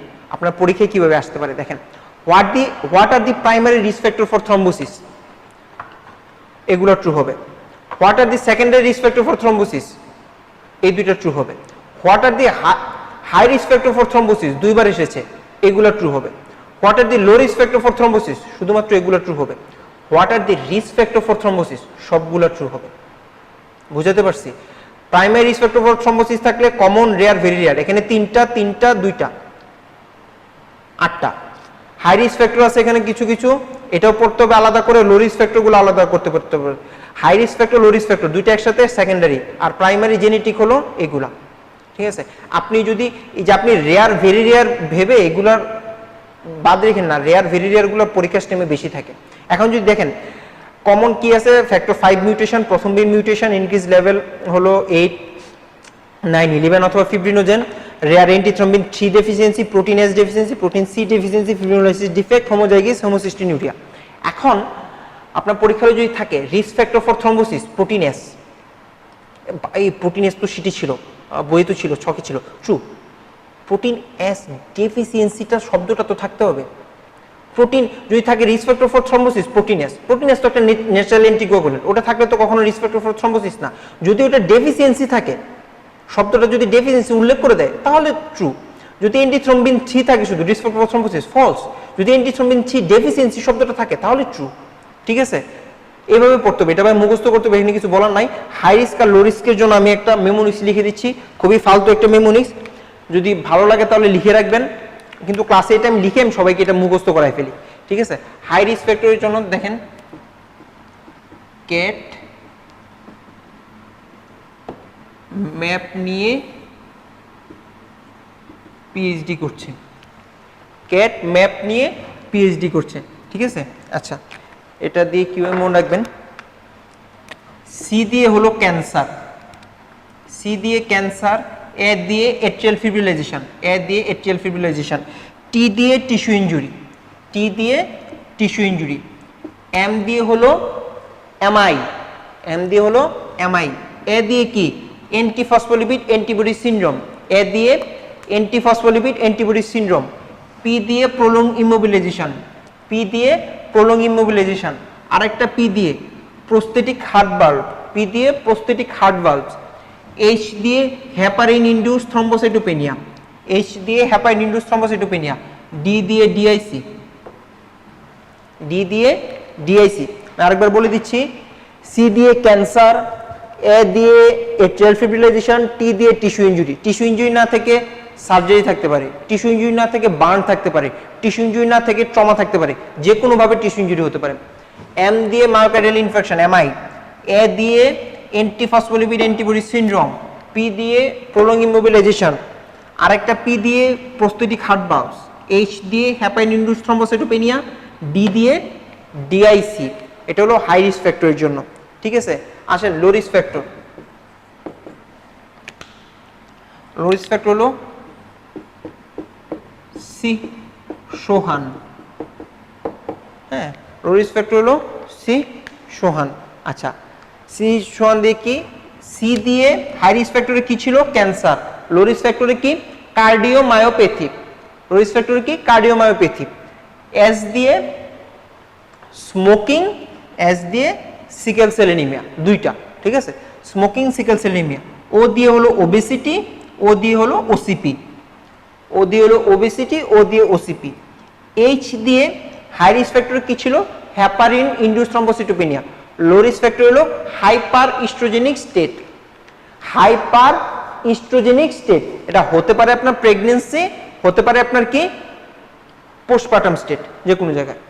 এ দিয়ে হাই রিস্ক ফ্যাক্টরে কি ছিল এট্রিয়াল ফিব্রিলেশন, এ দিয়ে হাই রিস্ক ফ্যাক্টরে কি ছিল অ্যান্টিবডি অ্যান্টিফসফোলিপিড সিনড্রোম, ঠিক আছে।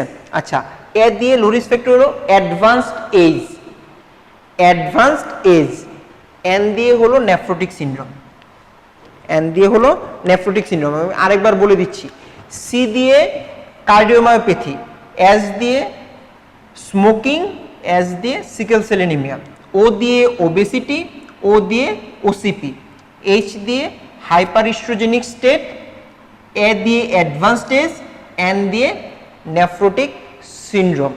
এই হলো high risk factor low risk ফ্যাক্টরের মাঝে কথাবার্তা, ঠিক আছে। এই যে দেখেন কোয়েশ্চেন, আচ্ছা এগুলো কোয়েশ্চেন পরে দেখাচ্ছি। Factor posing for high risk factor for thrombosis, smoking কি low risk factor, cancer high risk, prosthetic heart valve, আমার এর সাথে যদি এতক্ষণ যদি মুখস্থ হয়ে যাওয়ার কথা যদি হয়, প্রস্থেটিক হার্ট ভালভ কি high risk factor, oral contraceptive low risk, sickle cell anaemia low risk. এই যে দেখেন রিস্ক ফ্যাক্টর, রিস্ক ফ্যাক্টর যদি আসে high risk low risk primary secondary সবগুলা ট্রু হবে, ঠিক আছে। এটা যখন মুখস্থ হয়ে যাবে তখন এগুলো পেরে যাবেন। ফ্যাক্টর প্রিডিসপোজিশন ফর ডিভিটি একই কোশ্চেন, অ্যাবনর্মালিটিস